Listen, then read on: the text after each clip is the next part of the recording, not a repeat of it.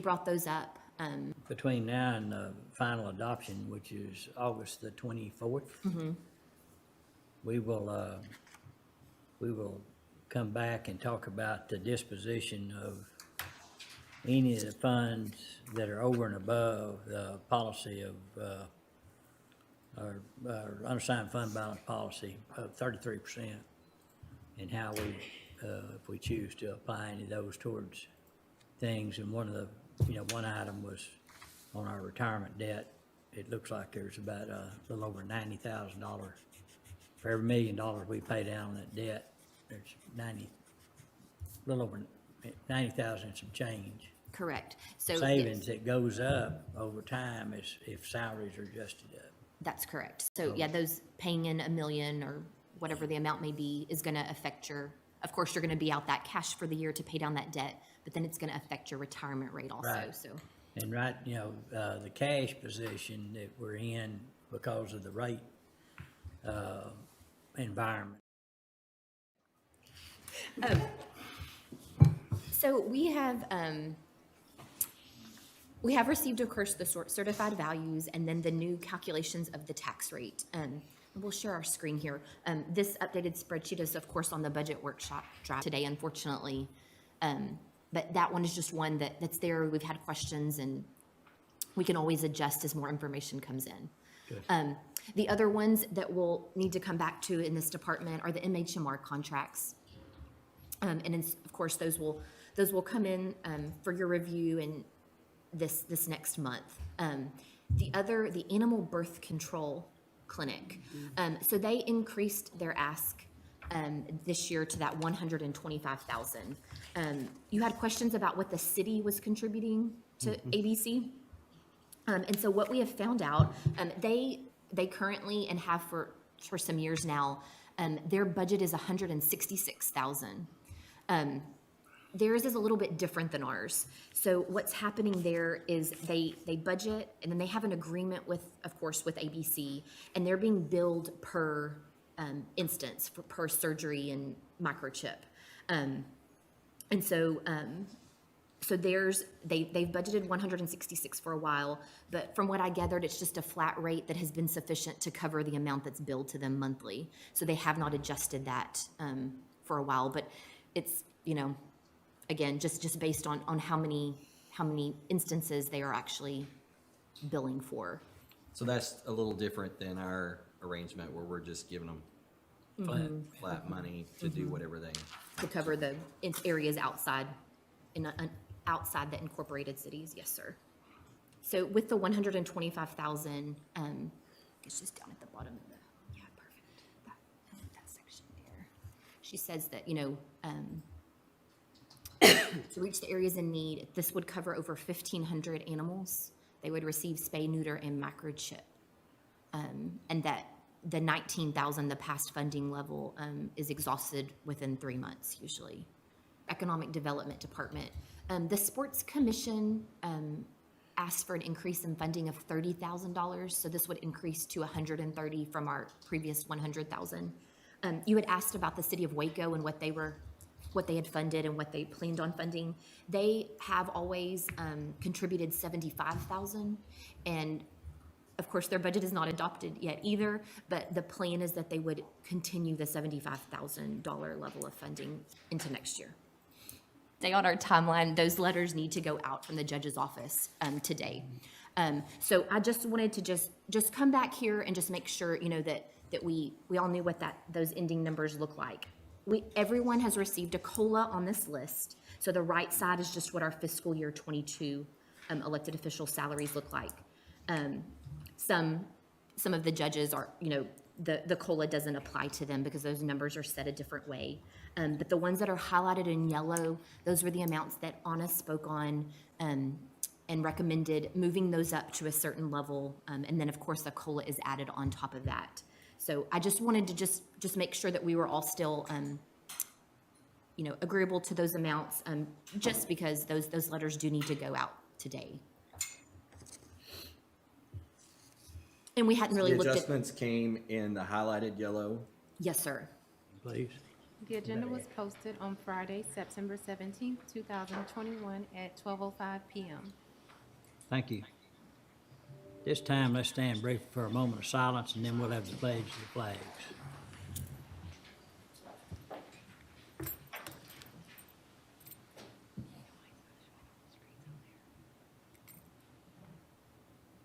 Please join me in the pledge.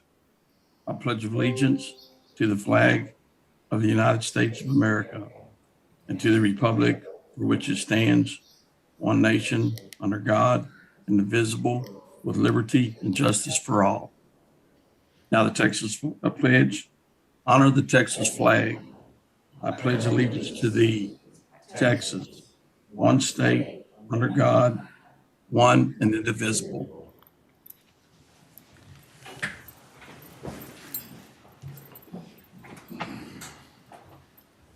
Thank you. Yes, sir. Under public comments, we do not have anybody that is registered for that. I would like to point out that this is the largest audience that we've had since pre-COVID, way back when. And welcome, everyone. Under item D is proclamations and resolutions. D1 is proclamation recognizing and congratulating the 2021 Robinson Major Girls Little League All-State Championship softball team. Commissioner Smith. Yes, sir. Coach Van Zee, you would come forward right here.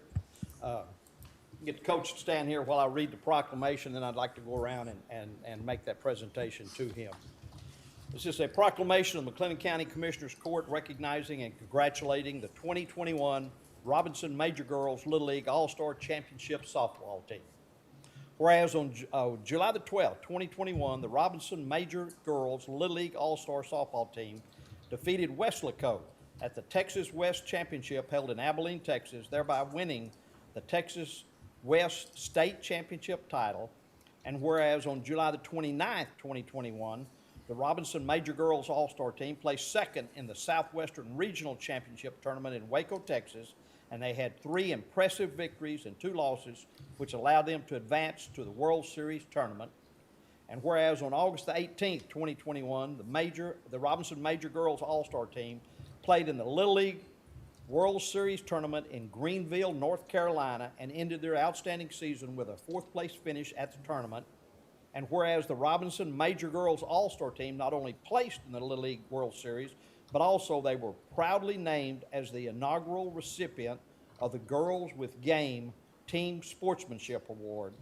And whereas the McLennan County Commissioners Court would like to acknowledge this team for their hard work and determination that led them to the Little League World Series, and publicly recognize and honor all the players on the 2021 Robinson Major Girls Little League All-Star softball team for this great achievement. Abigail Sepulveda, number 1, Haven Hansen, number 4, Lexi Rosillo, number 10, Journey Patterson, number 13, Addison Young, number 16, Addison Williams, number 18, Reese Tate, number 19, Raylyn Van Zee, number 22, Isabel Mathis, number 23, Corbin Stecker Stroud, number 24, Peyton Richards, number 26, and Brinley Robinson, number 29. Whereas the McLennan County Commissioners Court would also like to recognize manager Edward Rosillo, Coach Brian Van Zee, and Coach J.J. Williams for their time, talents, and outstanding leadership put forth in representing our community. And whereas in addition to paying tribute to the team members, coaches, and staff, we'd also like to express our gratitude and appreciation to the families and the many members of our community who faithfully supported and contributed to the ultimate success of the Robinson Major Girls All-Star team. And therefore, be it proclaimed that the McLennan County Commissioners Court officially recognizes and congratulates the Robinson Major Girls Little League All-Star softball team for their exemplary performance, and be it further proclaimed that a copy of the proclamation be made a permanent part of the minutes of the Commissioner Court, witnessed our hand and sealed this 21st day of September 2021, and it's signed by the county judge and all the commissioners. Coach, congratulations.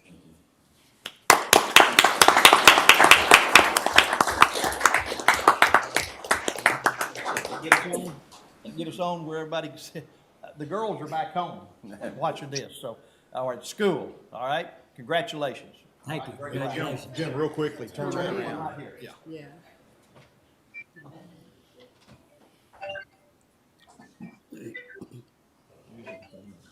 Commissioner, Judge, Commissioners, thank you very much for this honor and this privilege. I mean, this is phenomenal. This is great for the girls.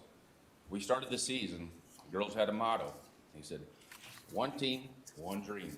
That was to make it to the World Series. And they achieved that dream. They worked all summer long in 100-degree plus weather. They practiced nearly every night, played games, and they went and they achieved. But probably the most amazing thing that we saw out of the whole experience, this was a once-in-a-lifetime experience, but the thing that probably makes us most proud was the support we saw from the entire community, from the city, the county, across the entire state. So it was truly an honor and a privilege for those girls to be able to represent Texas on the national stage like that. So thank you very much. Congratulations.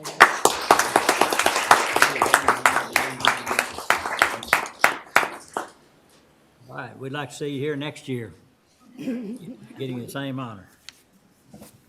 Okay, next is item D2, is proclamation recognizing and honoring Eagle Award recipient Grant Clark Jones. You gonna read that one? Yes.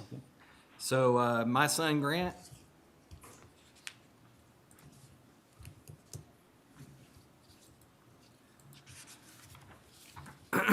excuse me, earned his Eagle Scout Award. He did his board review in March this past year, and it took a while before we had the ceremony. The ceremony was actually where he was awarded the Eagle Award, and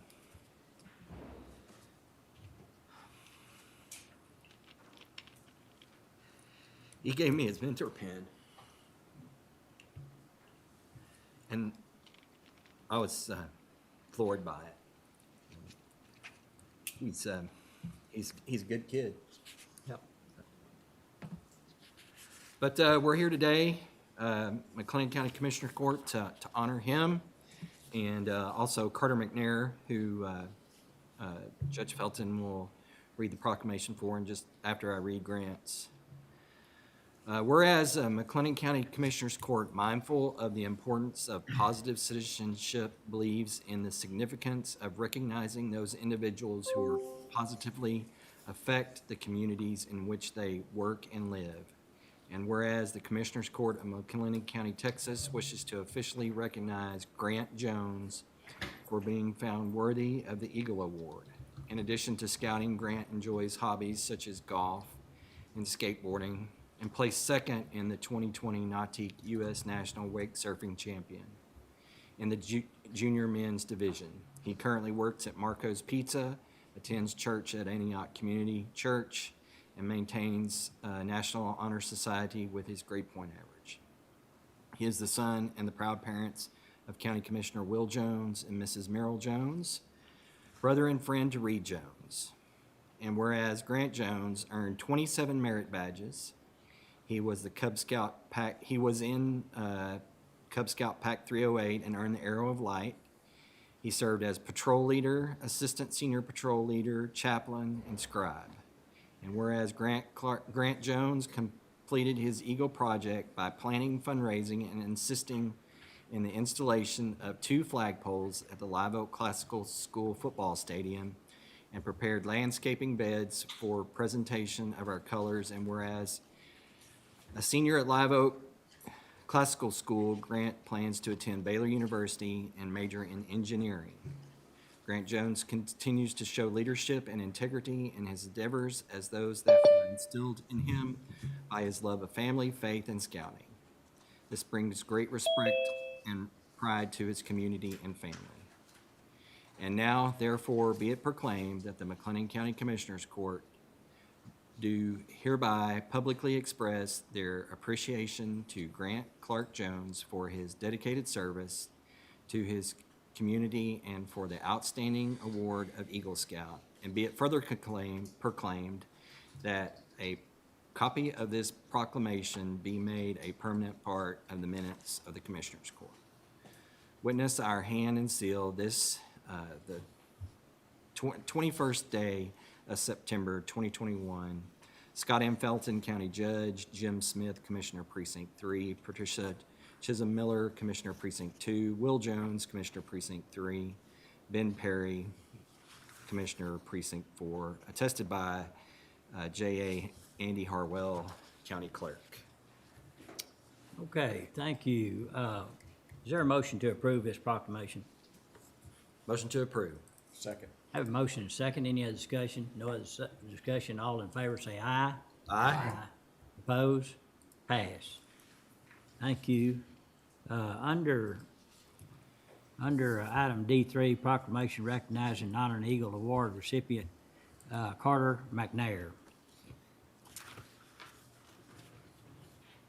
Whereas the McLennan County Commissioners Court, mindful of the importance of positive citizenship, believe in the significance of recognizing these individuals who positively affect the communities in which they live and work.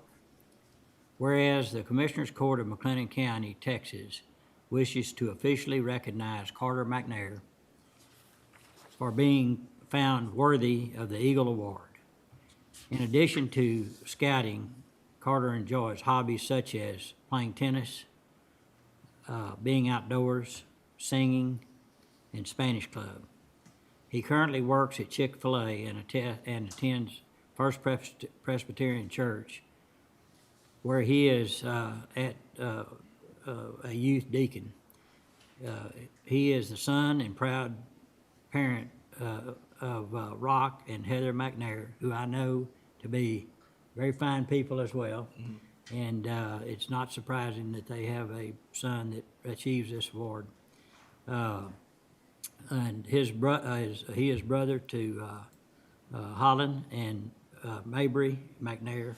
And whereas Carter McNair earned 46 merit points, he was with the Cub Scout Pack 308 and earned the Cub Scout Good and Family Award and Era of Light, and served as a senior pastor leader. And whereas Carter McNair completed his Eagle project by designing and building a butterfly garden for the Talitha Combe Institute, Carter's project also earned him the William T.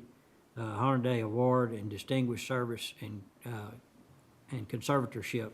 And whereas a senior at Midway High School, Carter plans to attend Ole Miss and major in pre-med and business studies.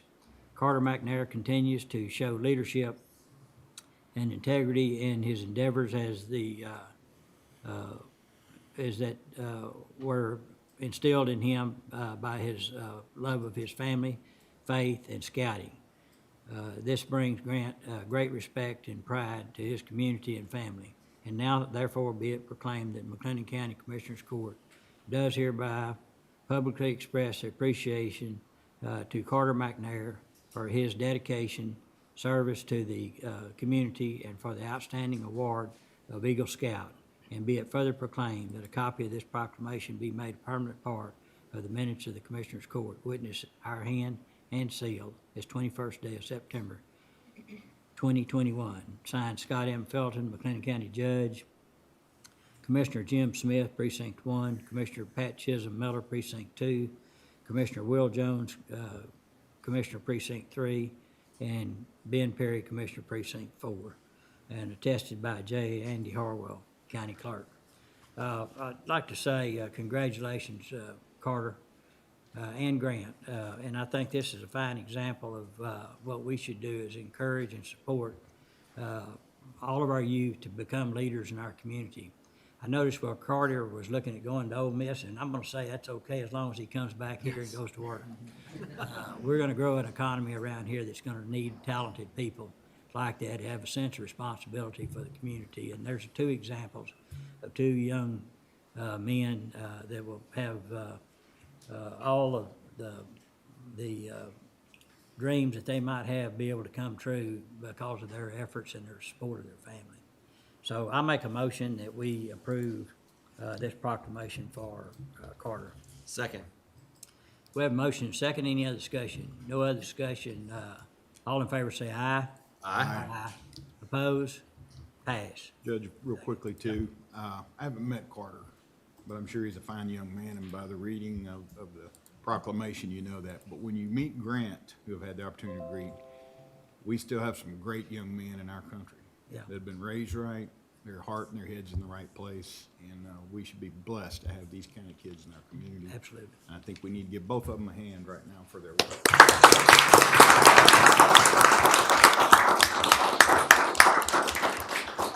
Did we vote on the first proclamation? Yes. Did not. I don't think we did. We did? Huh? We didn't?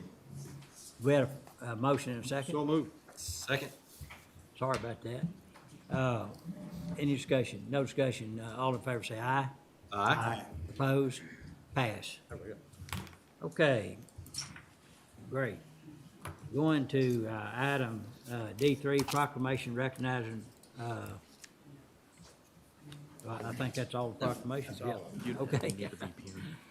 Okay. Oh, 1 second. I'd like to recognize Virgil Bain.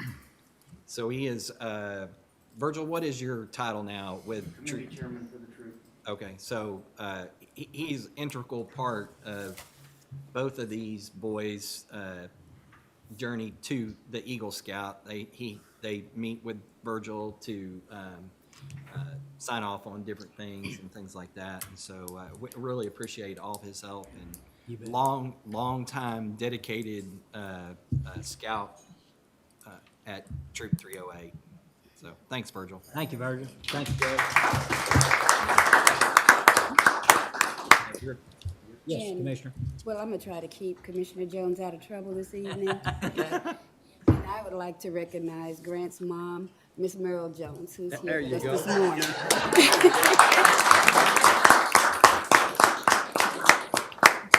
All right. Thank y'all very much. Okay, Dustin?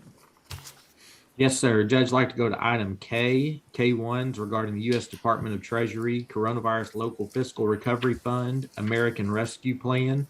K1A, public hearing on the matter of grant funds received from the United States Department of Treasury under the American Rescue Plan Act and possible use of a portion of the funds for a new structure housing the Heart of Texas region, mental health, mental retardation, and new structure housing Waco Family Medicine.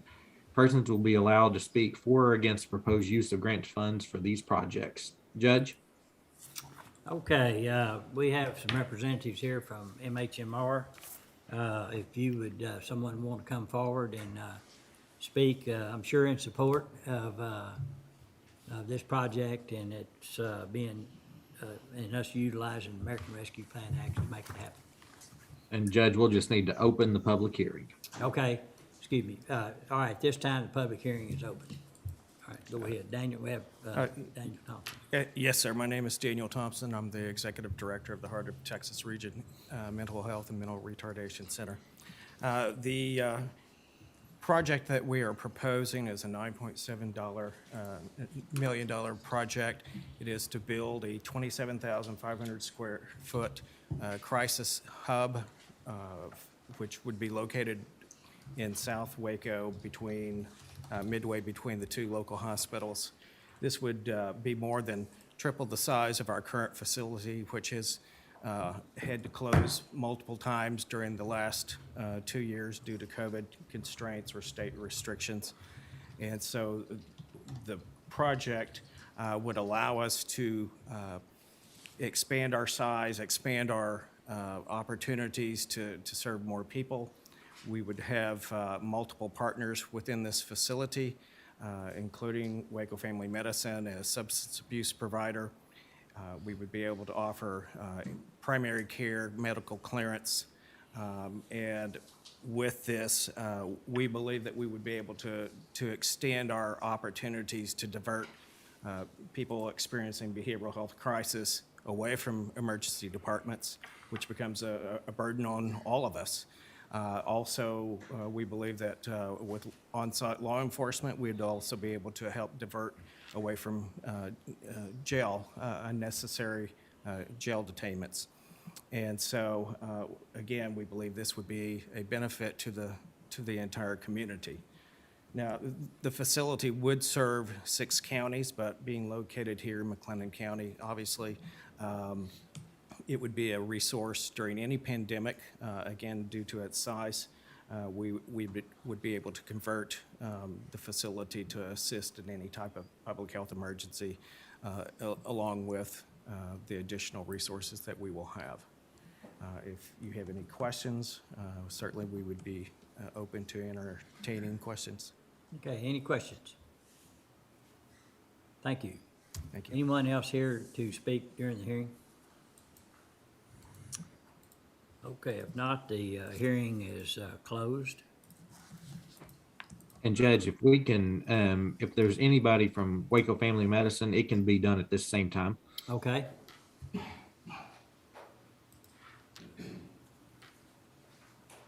I didn't recognize those masked men. Not bandits, not this time. Good morning. Good morning. I'm Jackson Griggs, the CEO of Waco Family Medicine, and I have with me Dr. Mike Harden. Dr. Harden is our Chief Clinical Officer and the President of the Waco Family Medicine Institute that oversees our accredited residency program and fellowships. So thank you for having us back and for entertaining us in this public hearing. Mr. Thompson set the bar high for efficiency, so I'm going to try to follow suit. But as I shared before, Waco Family Medicine, the federally qualified health center, last year we cared for just shy of 60,000 individuals. That's about 1 in 5 individuals in McLennan County, primary care, mental health, and oral health.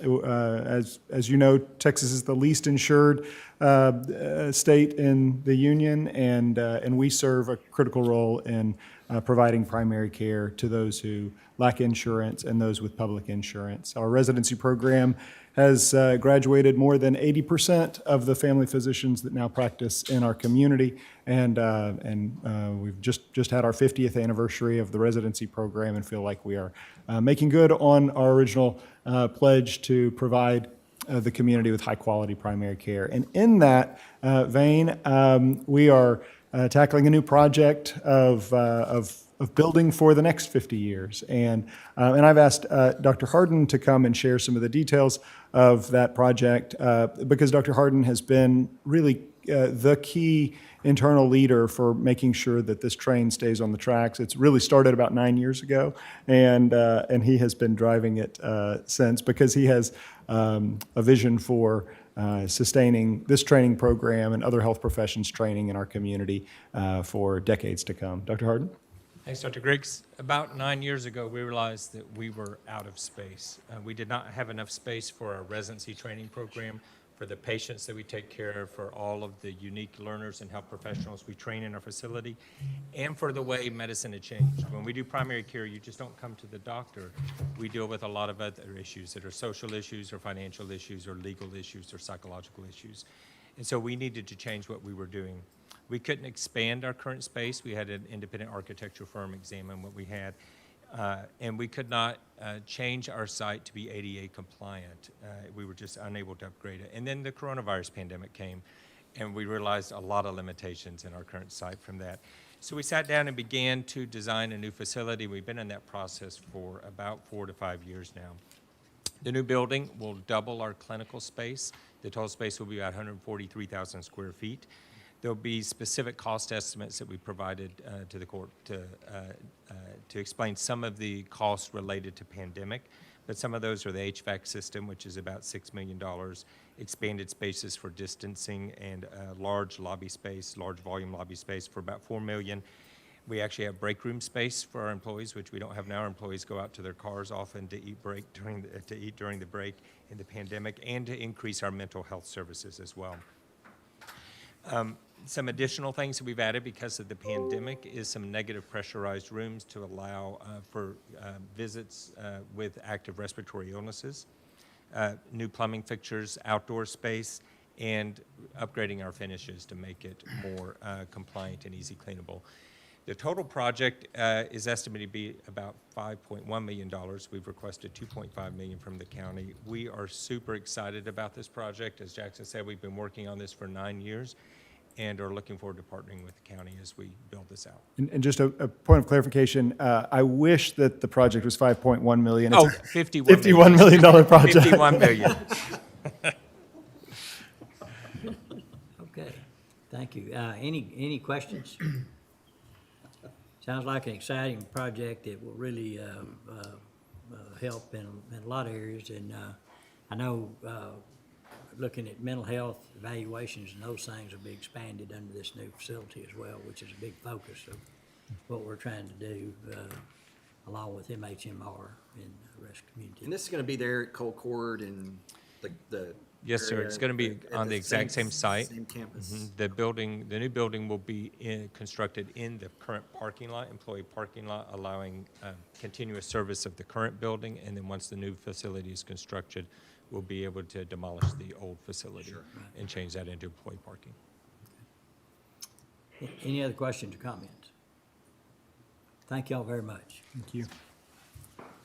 Okay, Dustin, do you want to go to the subsimple agreements? No, Yes, we, sir. we need to ask if there's anybody else to speak on the Waco Family Medicine and then close the public hearing.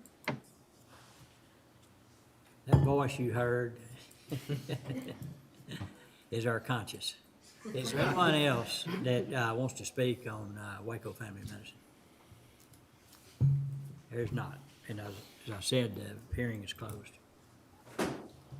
All right, Judge, moving on, we have two action items on the agenda tied to this public hearing. K1B is consideration of and/or action to approve the subrecipient agreement with Heart of Texas Region Mental Health Mental Retardation Center. This agreement states that Heart of Texas MHMR will use the American Rescue Plan funds to render assistance, provide services, and complete projects consistent with the purposes of the grant. The funds total $3 million, and Exhibit C of that agreement lists some of the COVID mitigation tactics that will be taken in this facility. And Judge, do you want to take them separately or together? We can take them separately. Are any questions? Is there a motion to approve the subrecipient agreement with Heart of Texas MHMR? Motion to approve. Second. We have a motion and a second. Any other discussion? No other discussion. Call for a vote. Commissioner Smith, Aye. Commissioner Miller, Aye. Judge Felton, Aye. Commissioner Jones, Aye. Commissioner Perry. Aye. Pass. All right. K1C, consideration of and/or action to approve the subrecipient agreement with Heart of Texas Community Health Center Incorporated, doing business as Waco Family Medicine. Judge, this is similar. It's the agreement that states that Waco Family Medicine will use the American Rescue Plan funds to render assistance, provide services, and complete projects consistent with the purposes of the grant. And the funds for this one total $2,500,000. Okay, any other questions anyone would have? If not, what's the pleasure of the court? Motion to approve. Second. Have a motion and a second. No other discussion. Call for a vote. Commissioner Smith, Aye.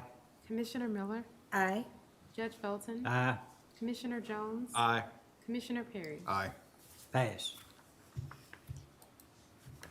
All right, and Judge, while we're on American Rescue Plan, K1E is consideration and/or action to approve subrecipient agreement with Waco Cultural Arts Fest, doing business as Cultural Arts of Waco, regarding the Bridge of Souls. On the September 7th agenda, the court approved funding totaling $10,000, provided that the agreement was reviewed by legal and could be funded through the American Rescue Plan Act. Mike has worked up this subrecipient agreement, and we do believe these funds would qualify under the Rescue Plan Act. And so this is an agreement in the amount of $10,000 for funding to the Cultural Arts Fest. So Mike, did you want to add anything in addition? Well, from the art installation, it's taking statistics and putting them in a visual form, and that helps the families to grieve and unite, but also gives people a realistic idea of the seriousness of, how many people are dying. And then there's, part of it, they're going to, at the fest, have a free vaccination clinic that will be marketed leading up to the festival. And it will also be identified and marketed at the art installation.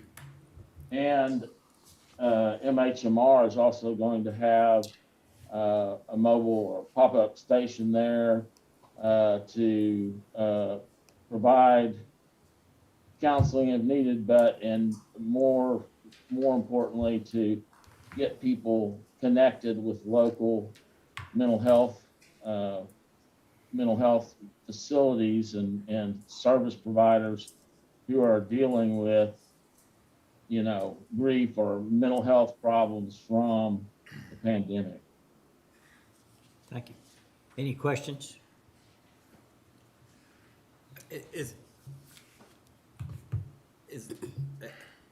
Has the BKD, have they reviewed this?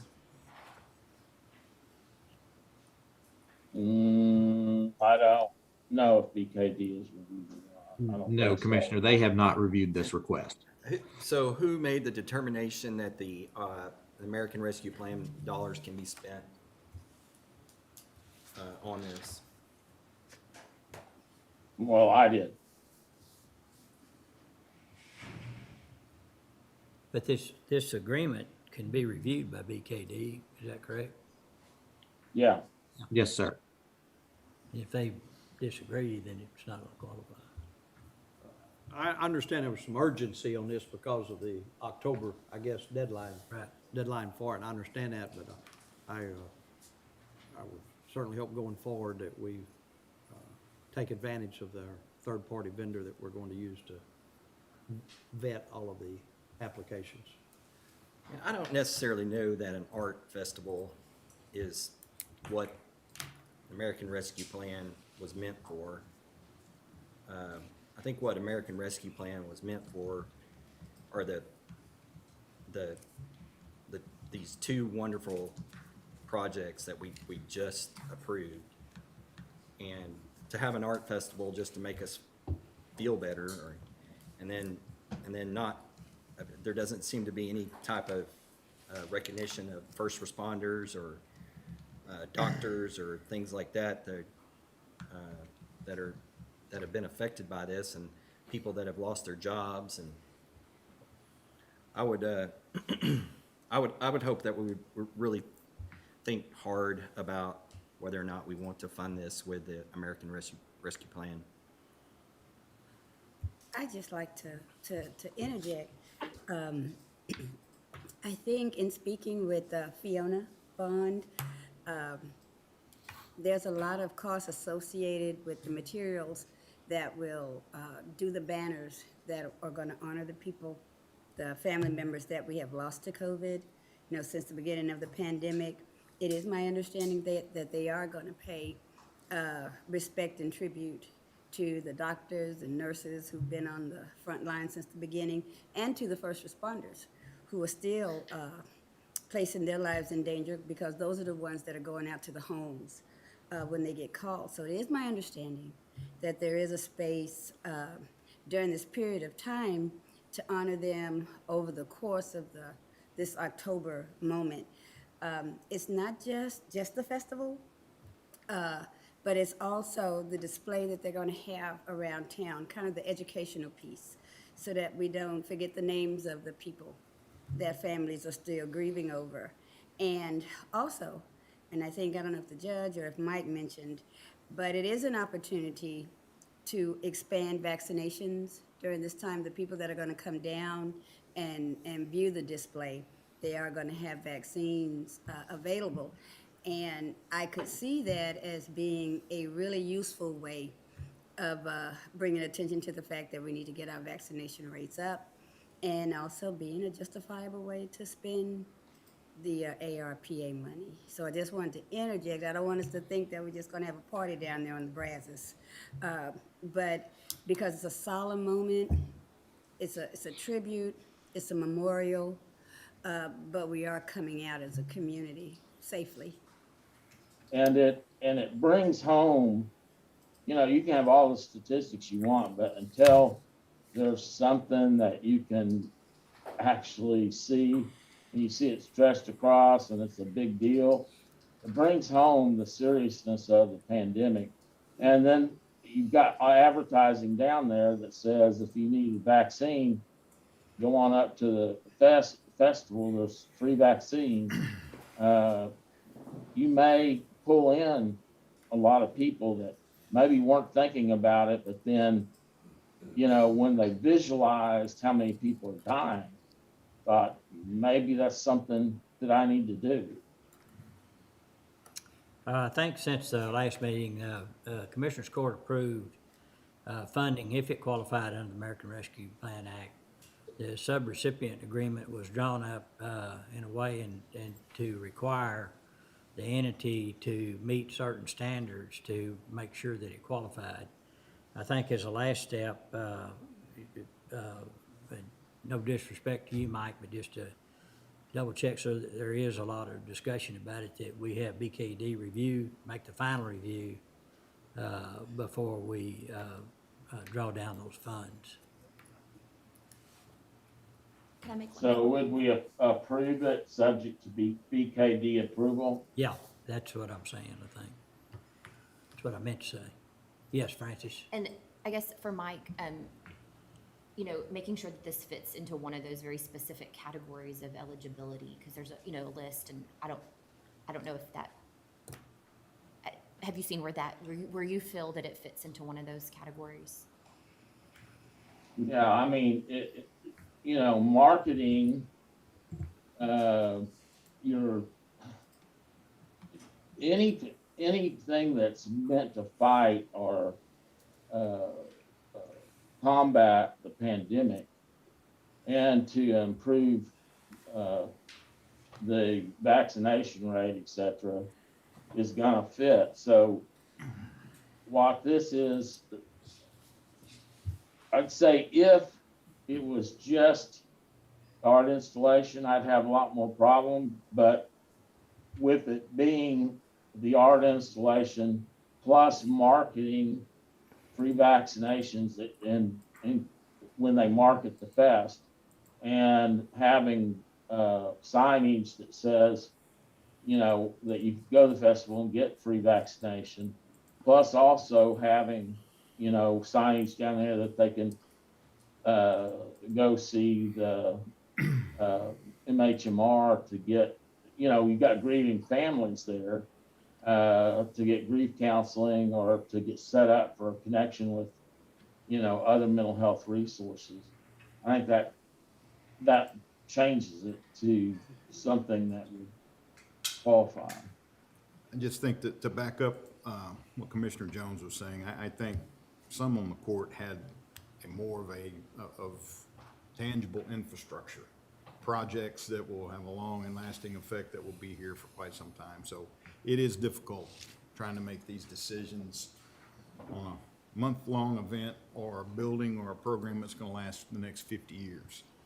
And I think that's probably where we're hoping most of the money would go, is into the programs that will have a long-lasting effect. Well, this program could have a long-lasting effect if it saves, several dozen lives by people going and getting vaccinated. There was a question last meeting about governmental purpose and I mean, I guess if we're trying to fit this into the ARP, then is that moot, or is that not an issue anymore? I think public health isn't a governmental issue. From that It is, standpoint, but yeah. When I'm a firm believer that people ought to analyze their risk to make decisions on, understand all the information they can, and the fact that this coronavirus can actually kill you is a risk factor that ought to be considered on whether you take a vaccine or not. And I think this is another way to, bring that.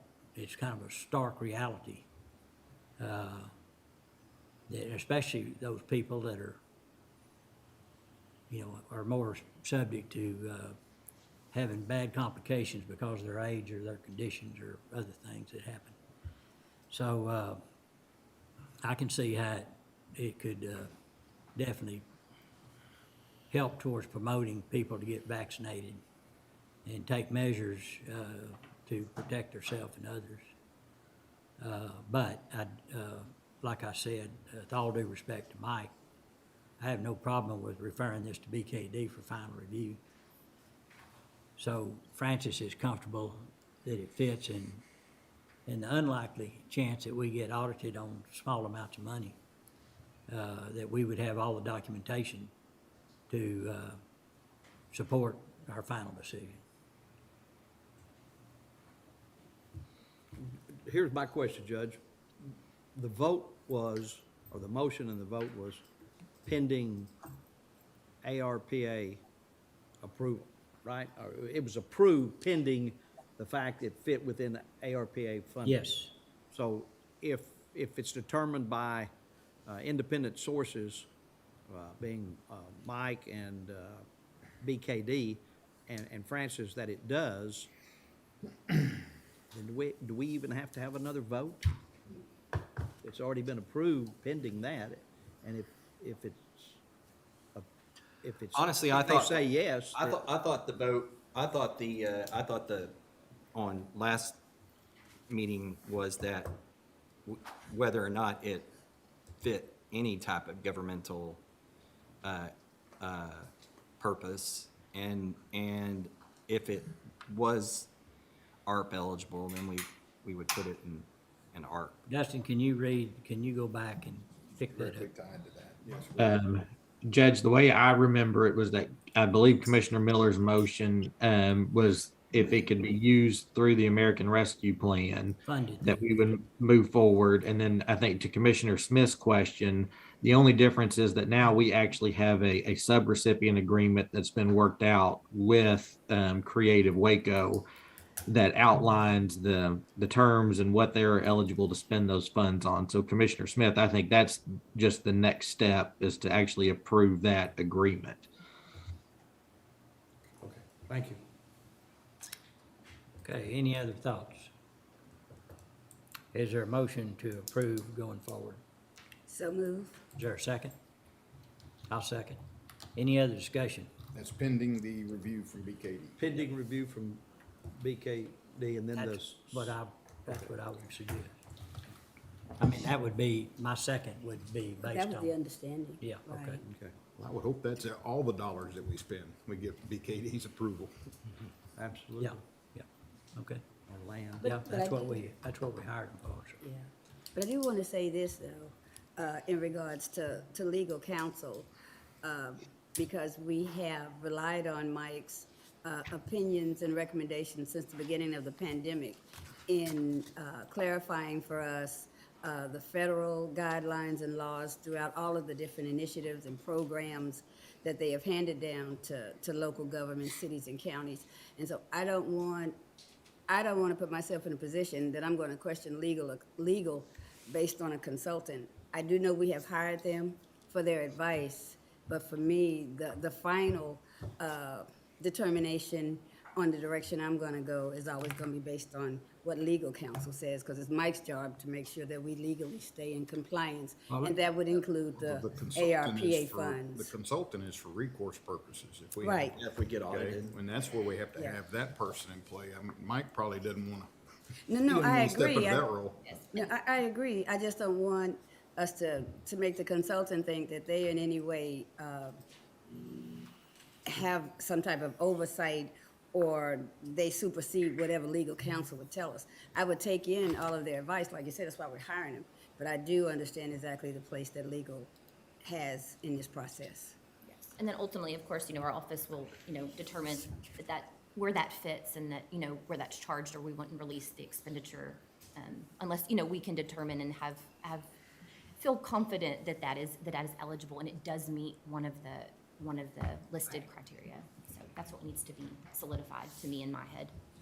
Move forward. Well, I see nothing wrong with taking the belt and suspenders role in this, and even though it's a small amount of money compared to most projects that we've already done, it is setting some kind of precedence that we can clear up with this. Okay, we have a motion and a second. If no other discussion, call for a vote. Commissioner Smith, Aye. Commissioner Miller, Aye. Judge Felton, Aye. Commissioner Jones, Abstain? Commissioner Perry. Aye. Pass. Okay, thank y'all. And any of y'all that came for the first part of the meeting are welcome to stay and watch more sausage being made, or you're excused otherwise. All right, and Judge, we have 2 additional public hearings under M8 regarding the establishment of a speed zone on Doss Lane in Precinct 1.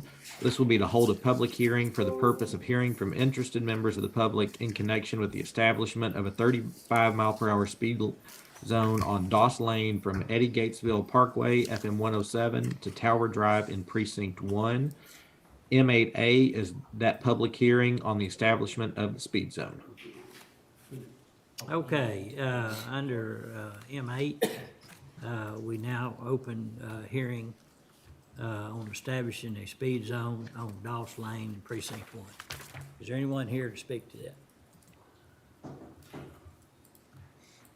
Okay, seeing no one, the public hearing is now closed. M8B is consideration and action to approve the speed zone on Doss Lane Precinct 1. So Commissioner Smith, any comments on this? Other than, Judge, most of the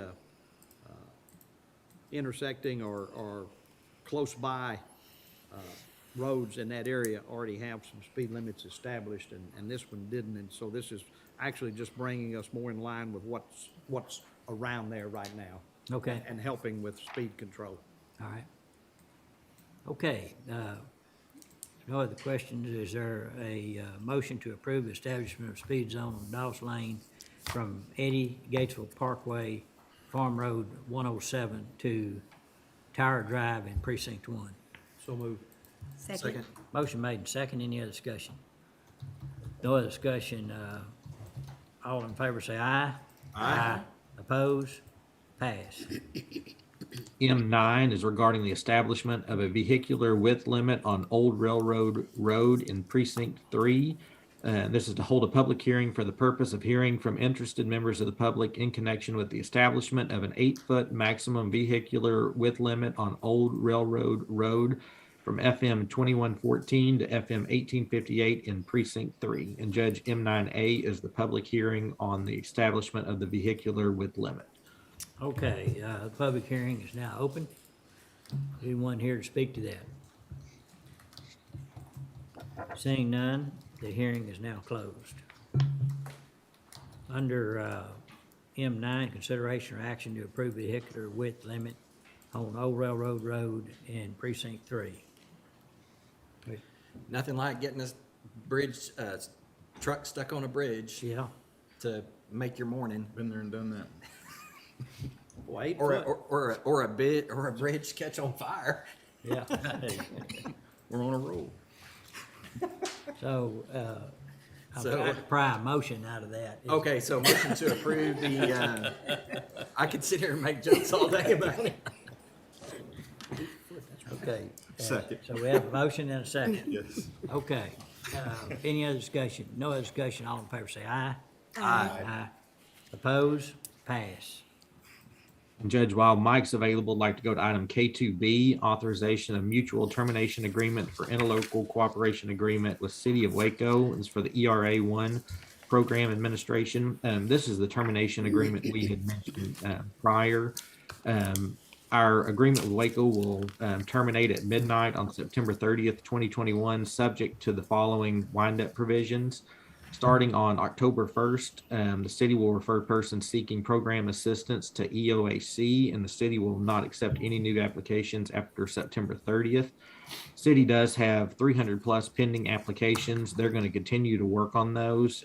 There'll be a wind-down period ending on October 31st. And up to that point, the city's going to continue to close out as many of those as possible, and the remaining ones will be transferred over along with all supporting documentation to EOAC after that time. And the city will then submit a final reimbursement request to the county on or before December 15th. Okay, thank you. Any other comments, Mike? If not, is there a motion to approve the mutual termination agreement? Motion to approve. Second. Have a motion, second, any other discussion? No other discussion, all in favor say aye. Aye. Oppose, pass. All right, I see we've got Chip on the line, so if we could go to item F1I, this is Community Supervision and Corrections Department, recording of proposed FY21 budget amendments. Morning, Chip. Morning. Basically, these are the end of the year budget amendments for the state budgets for the adult probation department. Basically, we were allowed to make some end of year purchases for equipment, and the majority of the adjustments are adjusting the interfund transfers to make sure that we utilize all of our diversion program funding and our formula funding so that we don't have to send anything back to the state. Okay. Are there any questions for Chip? If not, what's the pleasure of the court? Move to approve. Second. Have a motion and a second, any other discussion? No other discussion, all in favor say aye. Aye. Oppose, pass. H5 is authorization of amendment to the interlocal agreement with City of Waco for centralized dispatch. We have received contact from Chief Fuller with Crawford PD that they would like to be added to our interlocal with the City of Waco. All that takes from our standpoint is just adding Crawford Police Department to our Exhibit B, which is our list of law enforcement agencies. So it's our recommendation that we move forward. Kevin Ferguson has been working on this with both the City of Waco and working through Elizabeth, and also with Crawford. And I believe Chief Fuller is on the call in case there are any questions. Okay, are there any questions? If not, what's the pleasure of the court? Motion to approve. Second. Have a motion and a second, any other discussion? No other discussion, all in favor say aye. Aye. Oppose, pass. Like to go to item M1, discussion and or action on matters regarding COVID-19. Like to call on Elizabeth. Any updates you'd like to give today? All right. Good morning, everyone. Just a reminder that we are still continuing with our free community testing at WISD and MCC. They have been able to start taking up walk-up appointments, but they do recommend registration for an appointment, but they are able to take some walk-ups with the numbers they have. And they are continuing to do those mobile clinics throughout Waco and McLennan County at this time. And those are all on covidwaco.com along with the Public Health District's Facebook page. Do you have any numbers on how many have been vaccinated? I do not, but I can get that for you. Okay, thank you. Yes, sir. All right, Dustin? Yes, sir. All right. Going to L4 under specialty court, discussion and or action regarding Texas Health and Human Services application to become a clinical training institution and proposed ethics agreement. Like to call on Amy. Morning, Amy. Good morning. Morning. So we are requesting the Commissioners Court approval for the specialty court to apply to the state for a clinical training institute. So what this means is that we, basically it's just an application so that we can oversee a licensed chemical dependency counselor intern while they are pursuing their full licensure. So the application should be in your packet. And then there is also an ethical agreement that the intern would sign, basically that they are complying with the Chapter 25 of the Texas Administrative Code, that they are complying with all of the ethical requirements from the state. Are there any questions from the court? All right, any questions? Any cost associated with this, Amy? No, sir. Okay, thank you. All right, what's the pleasure of the court? Move to approve. Second. Have a motion and a second. If you want to get a fast vote, say there's no cost. All right, any other discussion? No other discussion, all in favor say aye. Aye. Oppose, pass. All right. I'd like to move back up to the consent agenda. Item E, the suggested pulled items are E3A, E6D, and E7. Okay, are there any other suggested pulls?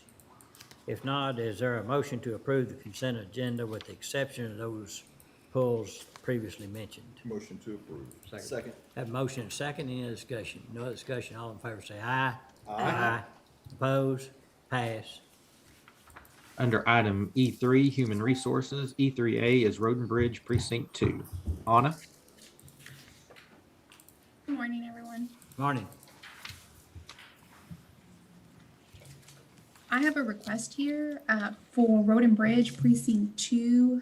Commissioner Miller's wanting to adjust or increase the part-time hourly rate for position number 1063. It's currently maxed at $15 an hour, and the request is to increase that hourly max to $20 per hour.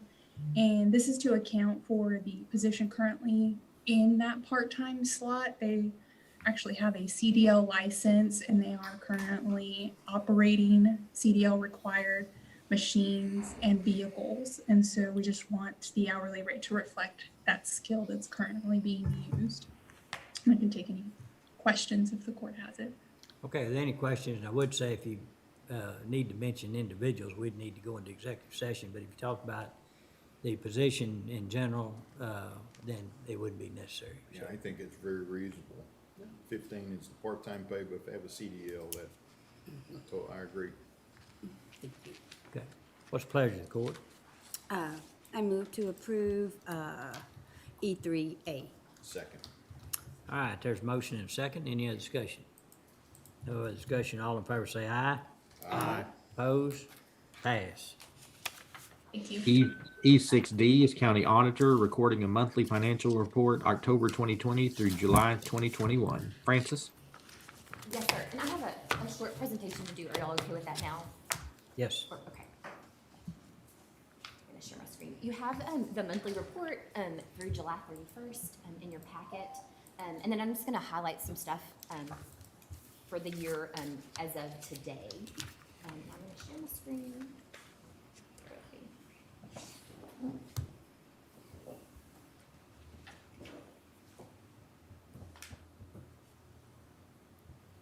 So, you know, we've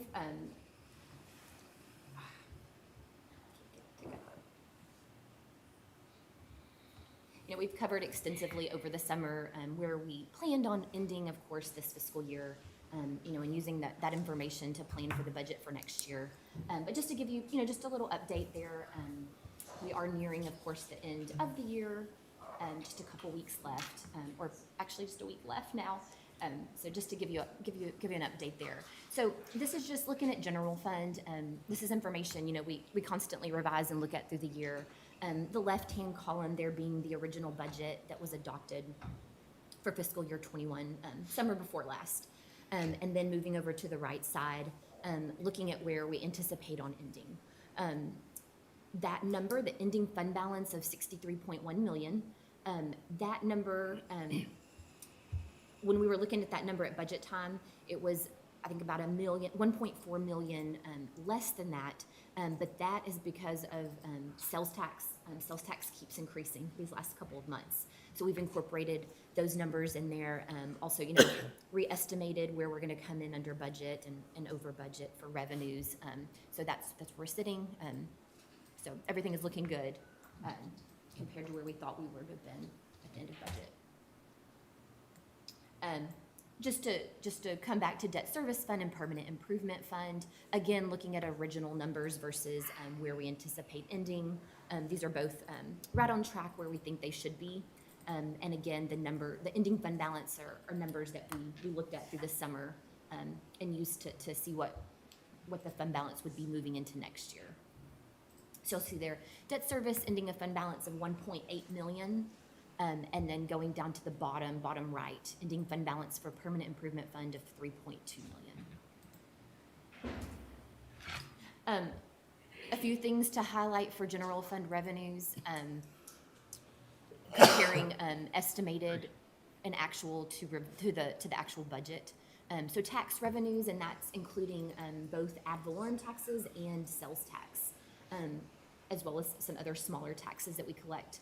So you'll see there That's where we're looking at coming in about 4.5 million more than anticipated.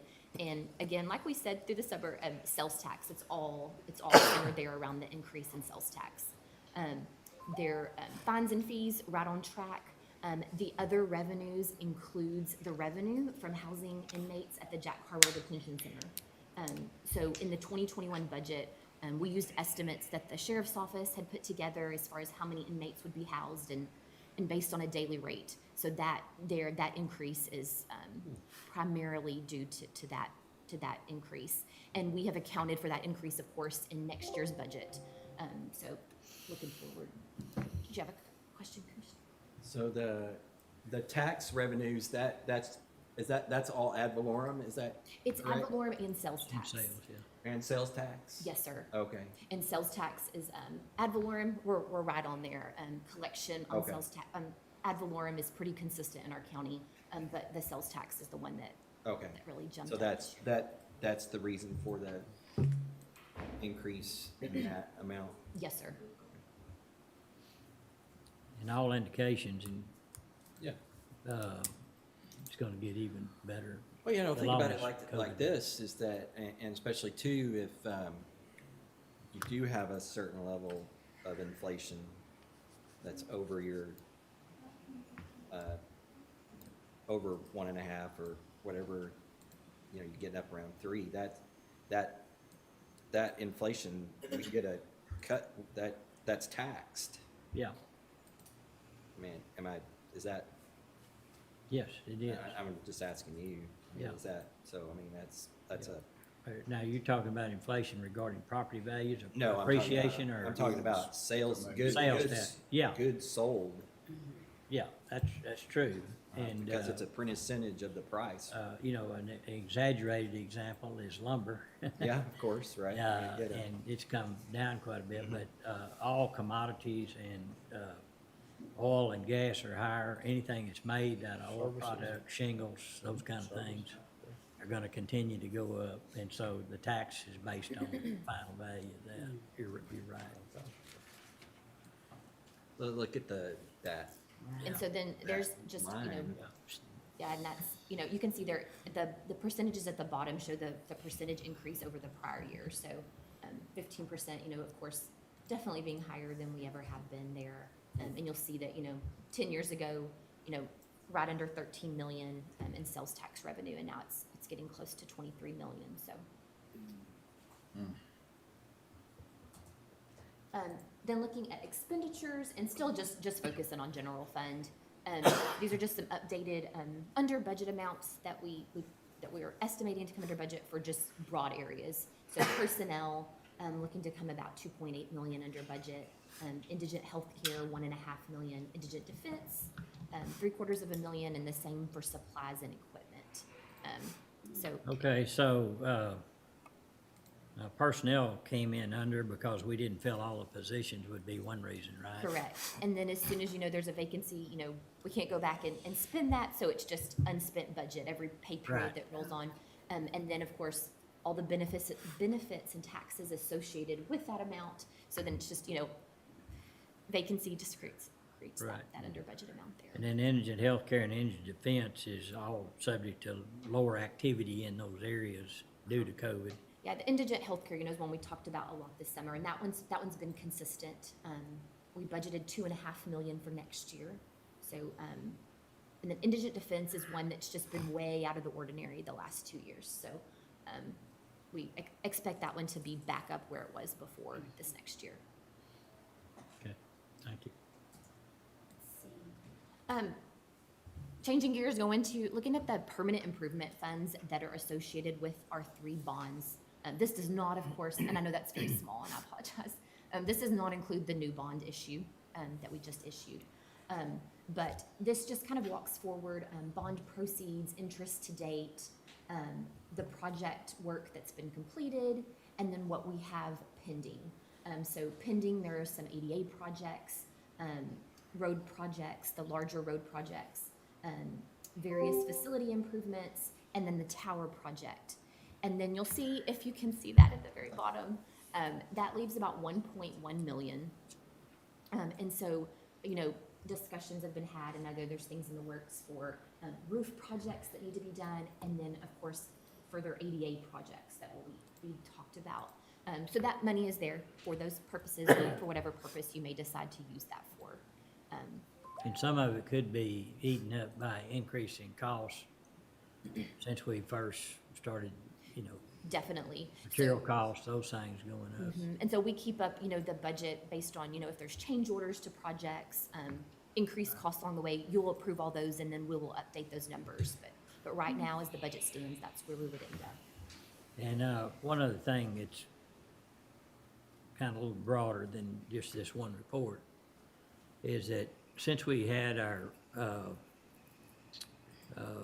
Department of Justice, the ADA review, and then we started checking off and doing those projects, at some point in time, a report since we started those, we're trying to clear up the violations, what we've spent to date, maybe towards later on this year, or in the middle of next budget year. But I think it's something to know that we've gone above and beyond to correct any deficiencies out there. We still have plenty to do as well, so. Any estimate? Well, I bet we've done. I mean, any estimate how much is left? I haven't heard. I mean, I don't know. We haven't even scratched the surface over at the records building. Well, that's what he's working on right now, so. So the records building will be our next big task that we want to take on. And then, of course, we have one minor project at the courthouse that still hasn't been done. We're waiting on some documentation for it. But I would say we're probably 60% at best on what we need to accomplish. And, when you look at these larger permanent improvement projects, there's that amount sitting there. Of course, you have your new bond, and then we also have the ad valorem funded permanent improvement fund. So all that together there is available, for those. Could we get an accounting for all that's been done at some point? I can run it pretty quick. Okay. We'll send it out to you. Just on ADA work specifically. No problem. Okay. Speaking of cost, there's some concern about the zoo project and what cost overruns they're looking at on that. And I know there's some preliminary discussions going around right now. Yeah, I think they're trying to determine what those are. The timing from standpoint of starting construction was really hit hard by the very much inflation of Yep. materials. So that's being evaluated and solutions. I just wonder if they did come to us for additional funding, would it qualify under bond funding, maybe? Well, I mean, we'd definitely look at that. I don't know that it would, but there may be certain aspects of any project that might qualify that at least we could say, well, we're going to dedicate that money to this deal, this project. And more than likely, that would be inside buildings and where you're enhancing HVAC capabilities to accomplish more movement of air, displacement of air, and then the filtration. But I'm not talking about ARP. I'm talking about our debt service. Our debt that we have issued. Oh, you mean to have that debt paid back with ARP? No. Okay, I'm not following. We're issuing new debt Well, bonds. so we issued a $15 million bond for the zoo for their new projects, and they're coming in way overpriced. And so if they were to ask us for additional funding, could we fund those with our debt, with our debt funds. So I think, that bond is a little bit different type of bond, and it was gone out being that, it was Voter the city of approved. Oklahoma, yes. Very specific. So, my first thought is that would really need to be, studied. We may need to, also talk to, our. Counsel. Our financial advisor to Bond look at counsel. that, those bond documents and see what could be included there. But being that it's a different entity in a way, I think that might be something that would just have to be really, really studied Yeah. and evaluated But first. we It's will good to be definitely prepared start for that looking at that, question. and we're just now getting information that it is gonna be, Well, they wouldn't be coming to us for more funds if the 15 million in proceeds still hadn't been used up. Apparently, what they're looking at is cost overruns over the bond proceeds. yep. Yes. And so then, still on the topic of bonds, just looking at the venue project, and, a lot of this information today is very, very condensed, and however, we can get into more detail at any time if y'all would like to. But there on the left, looking at vehicle rental taxes, estimating out, through the end of September, we're looking to collect about $427,000 in vehicle rental taxes. You'll see that really hasn't dropped substantially there, looking at moving 19 into 20. But that's where we plan to end there as far as vehicle rental taxes for the year. On the right, and again, it's small and I apologize, and I can send this out to y'all. But what this does is just shows hotel occupancy taxes for each year since the beginning of this project, and how that compares to each year before. If you could see this, starting with May, June, July, and August, the amounts collected were higher than any other corresponding month in any year prior. And then that small section at the bottom, that compares the months through August to the same period of time in those prior years. So you'll see there it's a 26.5% increase for the months of October through August compared to the prior year. Of course, the prior year we saw right there a 29.5% decrease. So definitely, though, getting back to where we wanted to be. Baylor's having to put students in hotels. Oh, really? Yeah. Yeah, this And- weekend, you can't get a room this weekend there. I'm already booked them in Hillsborough. Yeah. I wonder, do they pay hotel motel tax on that? Yeah, they're not a state entity. They pay, But they're a nonprofit. the hotel doesn't care. I hope not. If you're a local resident, you don't have to pay the hotel occupancy tax for your county, correct? If you're a county resident, I believe. So maybe. Heard something like that. I never heard that. I don't I know. think you I haven't can. heard that you either. can I haven't been request run it. out of the Check house, in. so I don't know. I'm hanging in there. Don't quote me on that. We may want to check. I've heard something like that. So just to Gotta give get you you an out more. update there. And then looking at, so, when we talk about the venue project, there's some other funds involved, but simply speaking, you have your construction fund where your bond proceeds went in, it's accruing interest, that's where the projects are being funded out of, and then you have your debt service fund. And the taxes are what are flowing into the debt service fund. And then, of course, the bond payments coming out of that debt service fund. Just got some water.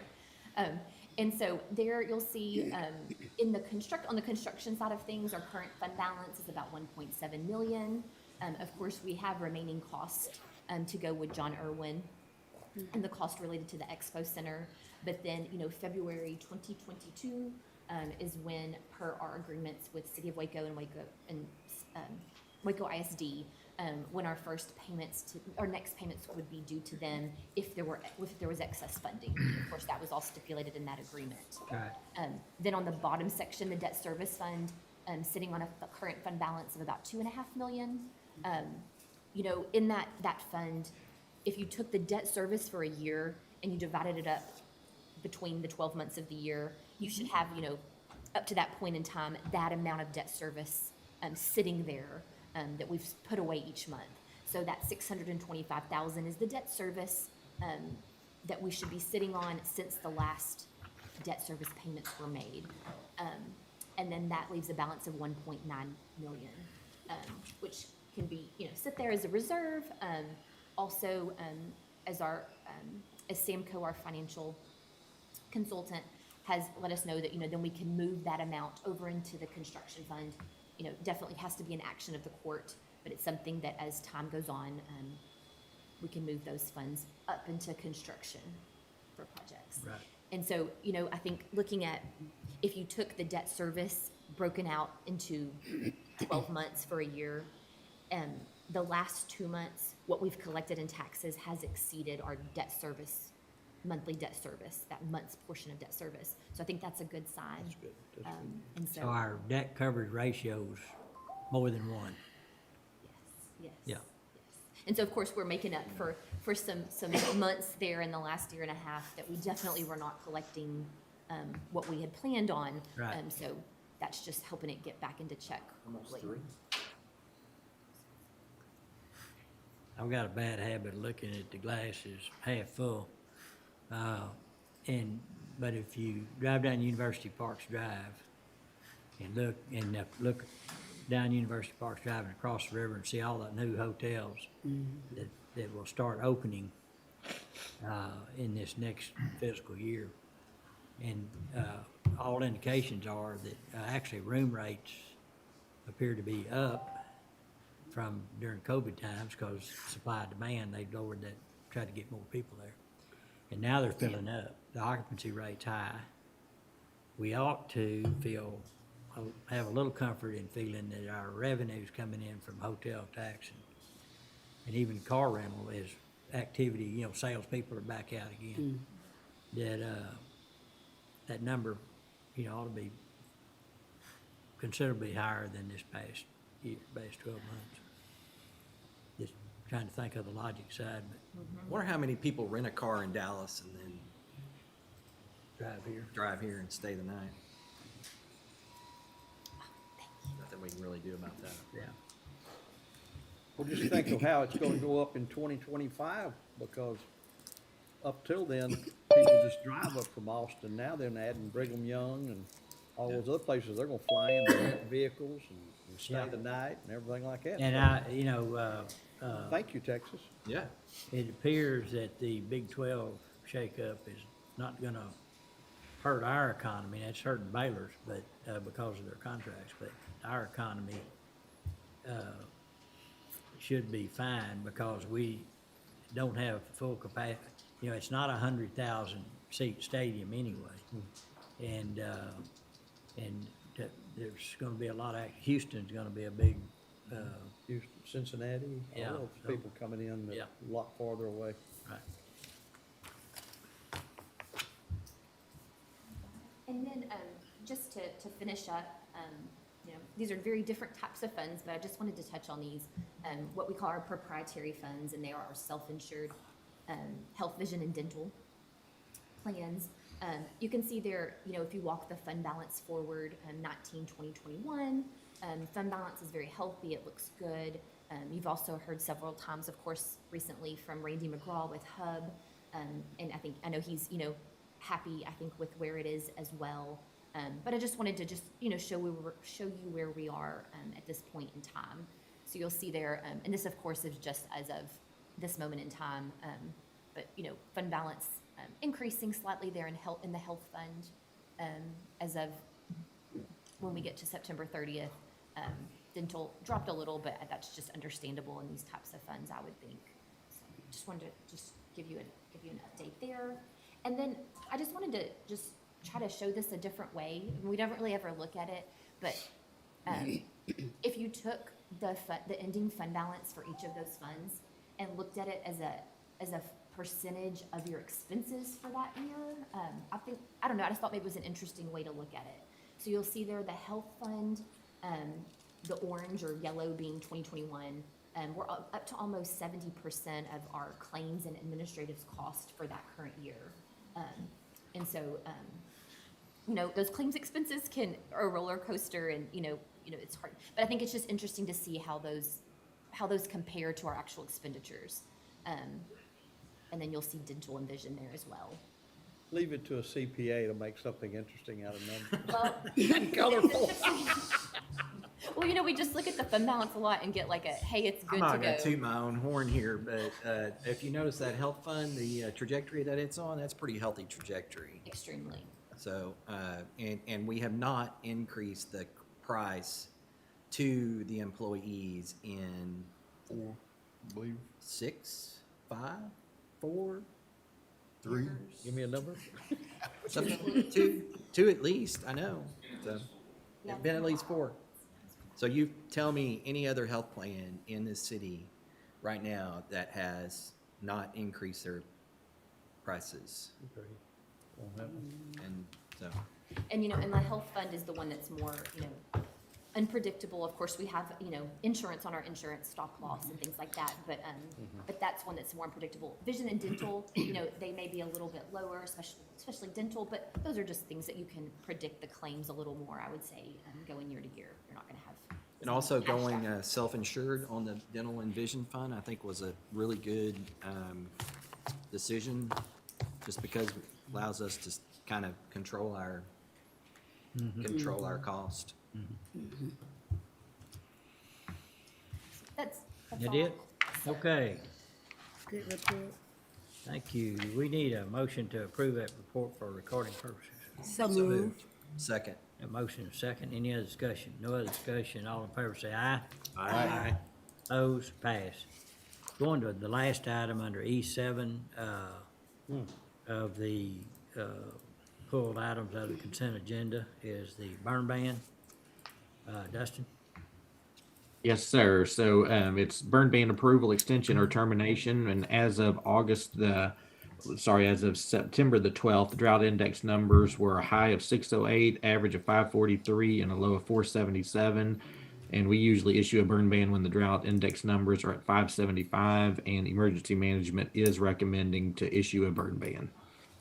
Okay, and I'd like to ask the court to approve the burn ban and also allow me to take the burn ban off if emergency management gives us numbers that says we could pull it off safely. And the reason why is because sometimes we don't meet we meet every other week. And in the fall of the year, there's generally a lot of brush burning and those things that happen out in the areas. And it would allow them to continue during that spot of time between when the burn ban is no longer needed and before we have the next court date. So the motion then would be to issue a burn ban now, but to allow the county judge to terminate that burn ban when the numbers indicate. Right, Would that be? yes. And then, of course, after I did it, I'd bring it back to court at the next following court meeting for, Sure. That's a good enough motion, I'll second it. Okay. okay, have a motion and second. Any other discussion?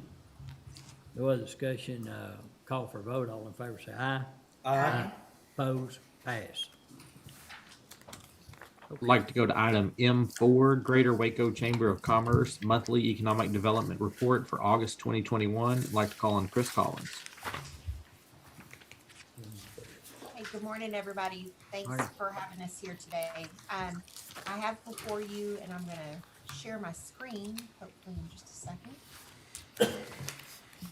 I've been having some computer issues today, so my apologies.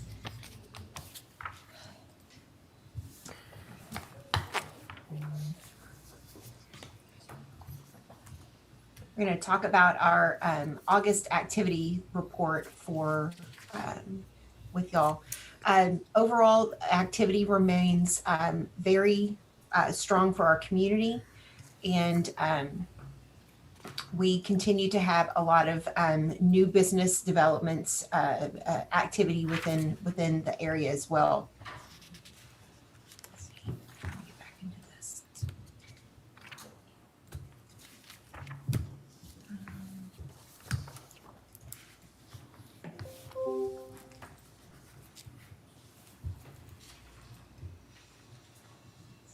Well, it's just not really wanting to cooperate today. I apologize.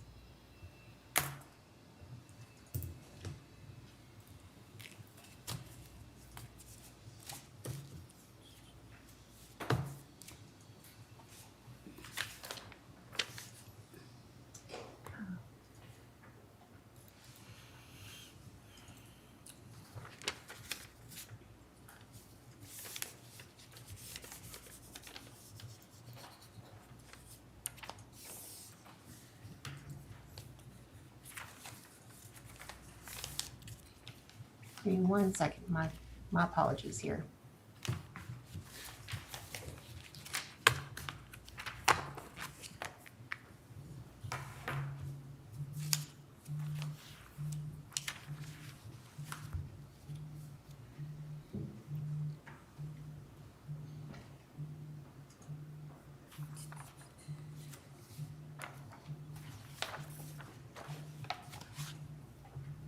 There we go.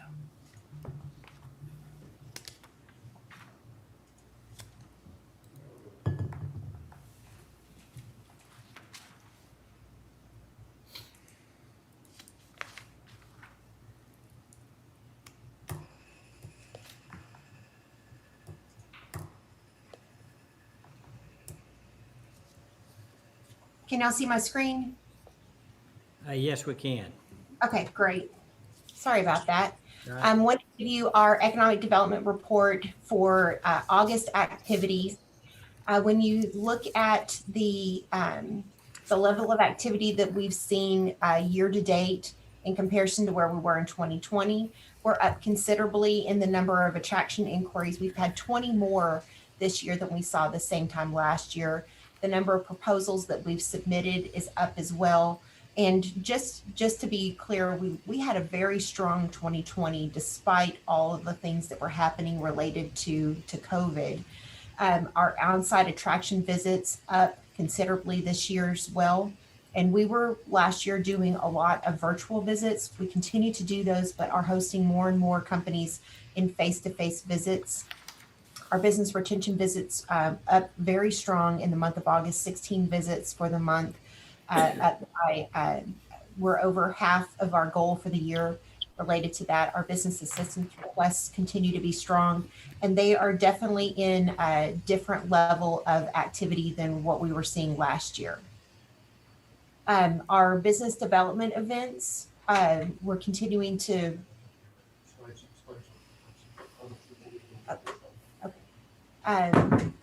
Can you see my report slide in front of you? All we see is the cover sheet.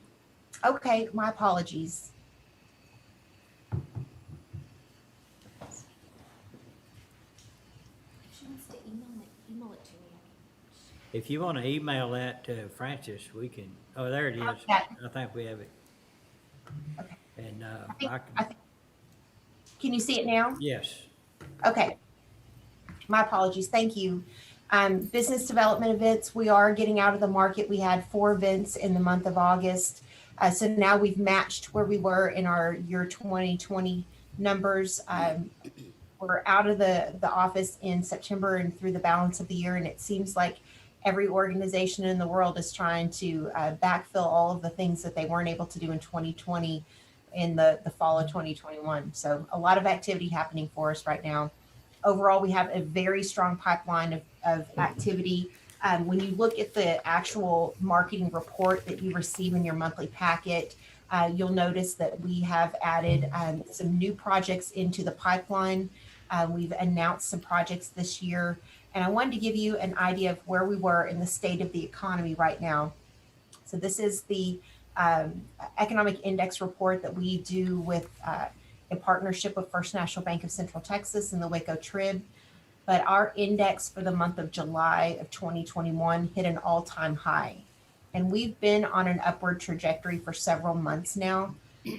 But it is unprecedented, and the economist that does this report for us just noted how remarkable our recovery has been. We're continuing to see the housing market to be very strong. We hit great retail sales tax collections. We're up 20% over where we were in 2020. And despite all the things that were happening in 2020, people were still spending money. They were just doing it in different ways. But it's also important just to compare 2019 to 2021 for a better point of reference. And we are actually outperforming where we were in 2019. Building construction permits continue to be very strong, up 331% over where we were in July of 2020. July ended up being the 5th highest monthly total on record for the economic index. So a lot of activity. and think about the things that we worked on last year, the projects that we were able to successfully announce, those are now coming into the market for building permits, the construction pieces that are going along with that. So it really does, it takes a little time for those things to come into the marketplace, but when they do, they are absolutely impactful into the local economy. Y'all were talking about hotel occupancy tax collections. We're up 207% over where we were in July of 2020.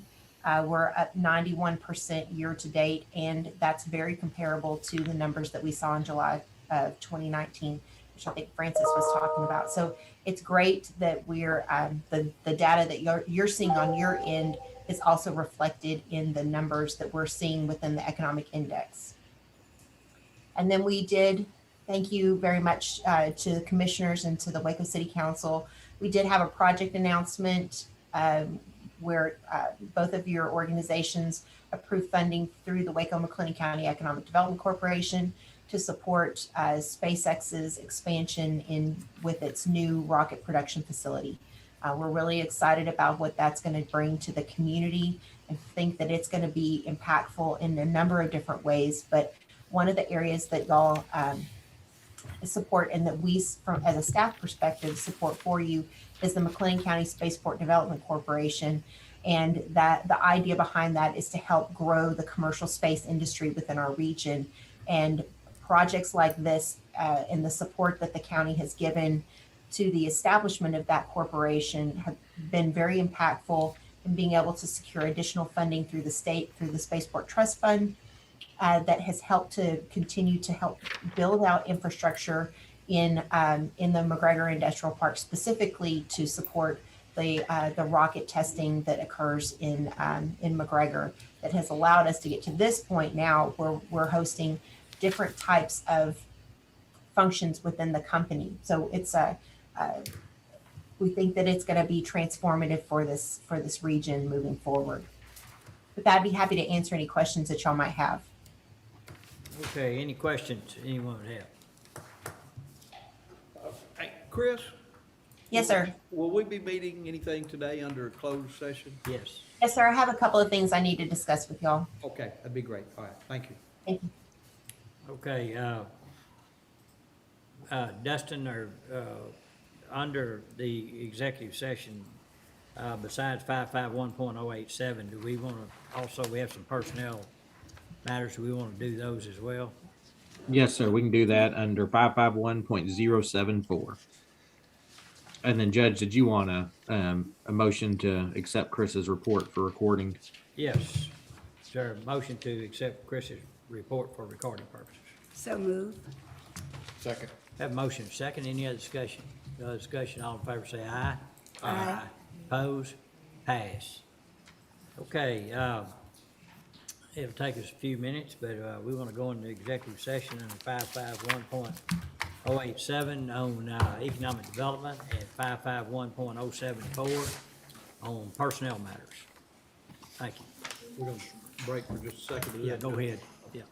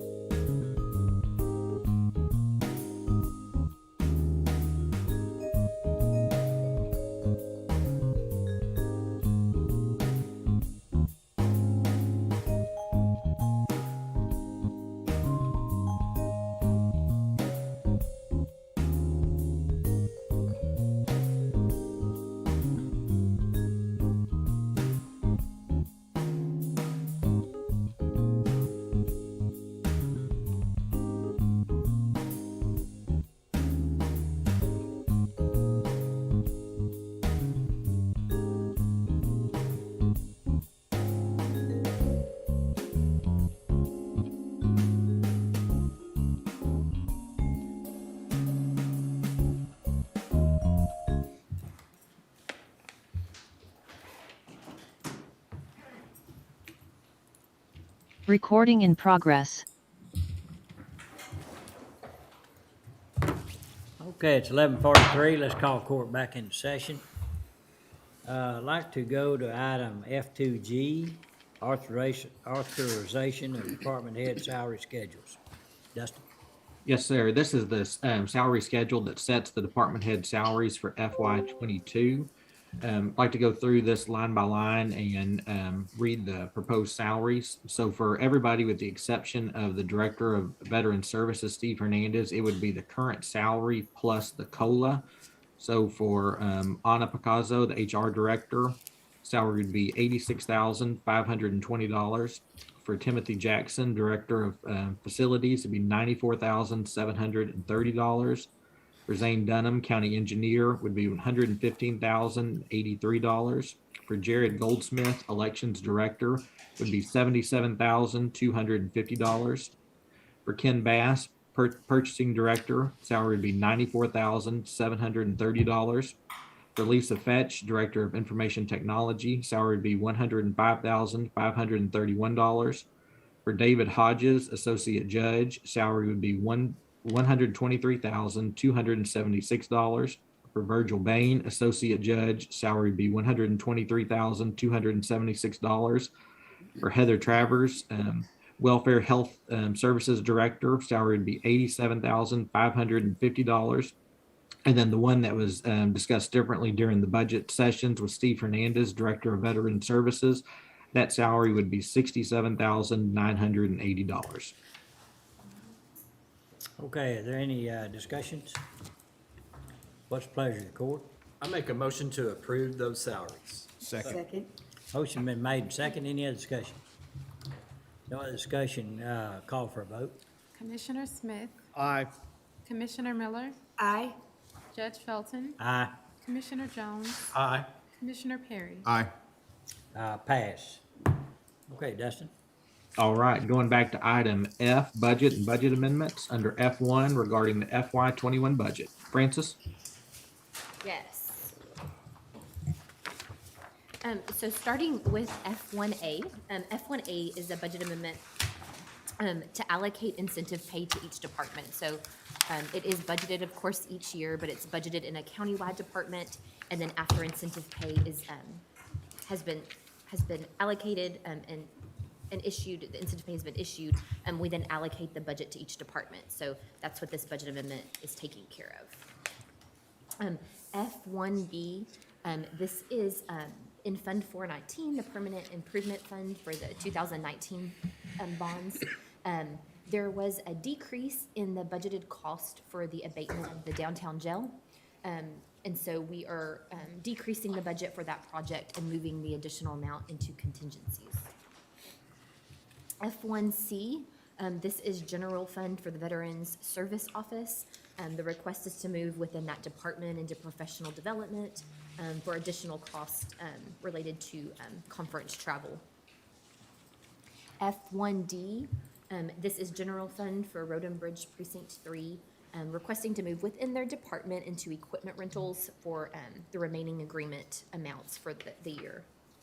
F1E, this is general fund for Justice of the Peace Precinct 3, requesting to move within their department into other services and charges for postage, security cost, and cell phone service. F1F, this is general fund for Criminal District Attorney, requesting to move within their department into supplies for the cost for the remainder of the year. F1G, this is general fund for the county sheriff. They're requesting to move from the department for the sheriff's office into the department for Highway 6 jail. And they're moving between the two other services and charges lines. And it is for various costs for the remainder of the year. And F1H, this is general fund for the Commissioner's Court Department. The request is to move from the general fund contingencies into other services and charges for sign language costs for the rest of the year.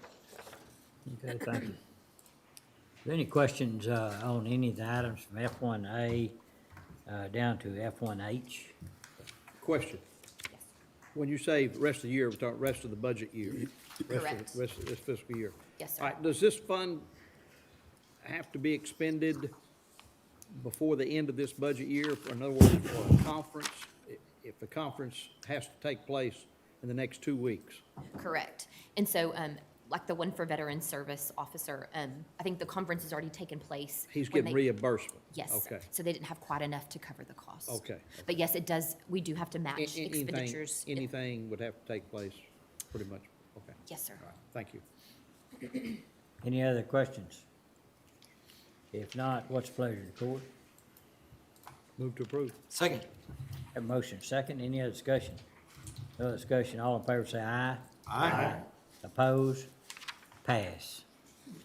F1J's Constable Precinct 1, discussion and/or action regarding capital outlay expenditure. And Judge, I don't know if anybody's in the courtroom from Walt's office.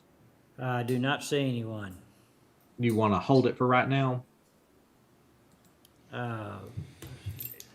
Was this something that would pertain to vehicle purchase? Yes. Is that Yes. correct? That's correct. My understanding, and Commissioner Perry, you agree that that's probably be taken off because those vehicles didn't, They're they're all gone. They're gone. They're already gone. So I say we just Pull no action? pull no action, yes. All right, pull, no action. F2 is regarding the FY22 budget. F2A, discussion and/or action on matters relative to the FY22 budget. Francis? Yes, I'm gonna pass these around. Oh. Would you mind just taking? Or is that the budget? Starting with page 1. So today we're, Some light reading. passing out the fiscal year 22 budget document. So it's going to look a little different than it has in the past. Of course, state statute dictates what has to be in the budget. And so what has to be in there per statute is what you're used to looking at. There's a distinguished budget program that's administered by the GFOA, the Government Finance Officers Association. And so it incorporates a lot of more information into the document, and then you can be eligible for that award. It's very similar to what we do with our annual financial report. So Haley has taken the initiative and worked really hard to make this document comply with those restrictions that are placed on what needs to be in the budget. I'm very proud of what she has put together. I think the information is very helpful, not just for internal use, but also for external use as for taxpayers. So this document, of course, these are physical copies, but the PDF of it will be on the website. So if you ever need to direct people to the budget, that's where it can be found as well. So took the basic budget that you're used to looking at and just add a lot of helpful information, information that will help explain the budget, some historical information on the budget as well. So briefly, what's included, there's a section for general county information, that'll include goals, history of the county, economic information. There is descriptions of each department and what each department does and is responsible for. So instead of just showing a budget for a department, there'll be some narrative as to what that department does. A section for budget policies and procedures, how we adopt the budget, how we maneuver budget amendments, a copy of the budget calendar. There's a section on fund structure and history of those funds. So, when we talk about general fund, permanent improvement fund, special revenue funds. A section on revenues and expenditures. So it is going to define the broad types of revenue that are contained within the budget and what we use to fund the budget. It's also going to classify departments into functions and break out that information per function. And just a lot of high-level information on revenues and expenditures without getting into a lot of detail. There's a personnel summary. It's going to have historical information on the number of positions, the budgeted cost of those positions, as well as COLA and retirement rates for this year and prior years, and then also include information on personnel additions for this upcoming year. See what's changed. And then information on capital expenditures and projects, it goes through, what defines a capital expenditure, what defines a capital project. And it also lists out all capital projects that are ongoing now and that have been budgeted for next year. So all your facility improvement projects, your road projects, ADA projects. And then there is a section on debt service. So it's going to talk about your legal debt margin, and then it's going to give you very detailed information about all of our current bond issues, not just general obligation, but also our revenue bonds. Those being the PFC bond and the venue project bond. So that's a lot. So that's your first section of it, and then you'll find in the middle your budget document, the one that we work towards finishing all summer, the one that will look familiar to you from prior years. So of course that's going to include it's organized by each fund and then by department. So you'll find line items for the department as well as personnel approved with the max salary for each position. And then finally, following the budget in the back, there's an appendix, and that will contain the policies that you as the court have adopted over time. That's the capital asset policy, the purchasing policy, and the travel policy. So those will all be contained in that document because those are really beneficial as people are trying to maneuver the budget to know what your policies are on spending those types of expenses.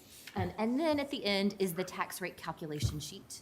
And that is, of course, what the form is prescribed by the State Comptroller's Office and contains the calculations for no new revenue rate, voter approval rate, debt service rate.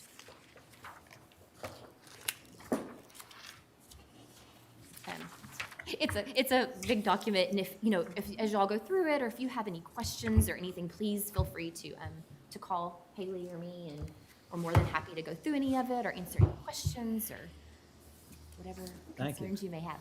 This is the most open and transparent budget there is in government, in my opinion, so. Yep. Absolutely. Just another way to realize that. I walked over, could I get some help taking this back? How about a dolly?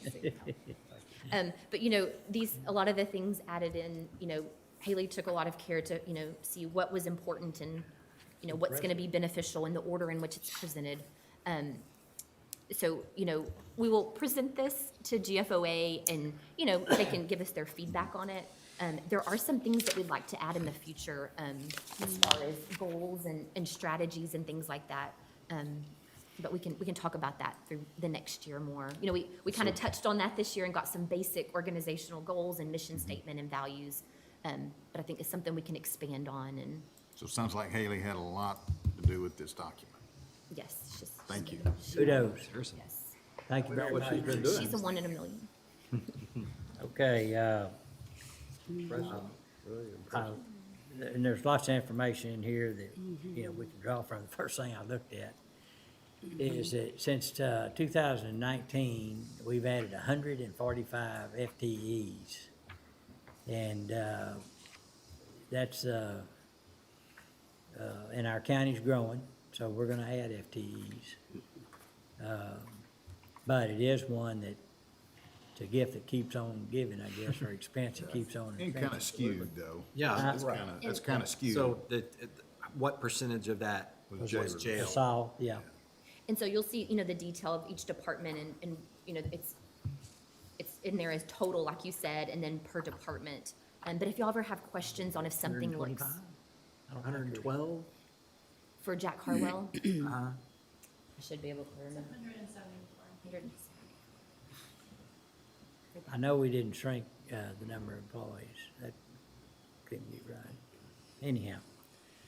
Yeah, as y'all go through, if you have questions, because there are some things in there that can skew things a little bit, things that have occurred, so. Okay. All right, thank you. And do we need to approve this for recording purposes, or? It's probably not a bad idea. Okay. Is there a motion to approve this report for recording purposes? So moved. Second. We have a motion and a second. Any other discussion? No other discussion. All in favor say aye. Aye. Opposed? Pass. F2B, McLennan County 911 Emergency Assistance District, recording of FY22 adopted budget. Francis, did you have any comments on any of these next couple? No, I can speak on C through F if you need me to, but on B, I do not. Okay, On and 911 so budget. this is the budget submitted by the Emergency Assistant District, and their service fees remain the same as in previous years. Okay. Motion to approve F2B. Second. I have a motion and second. Any other discussion?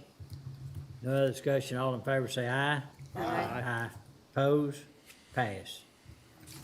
All right, F2C regarding FY22 salary orders, county auditor, assistant county auditors, and district court reporters. Francis?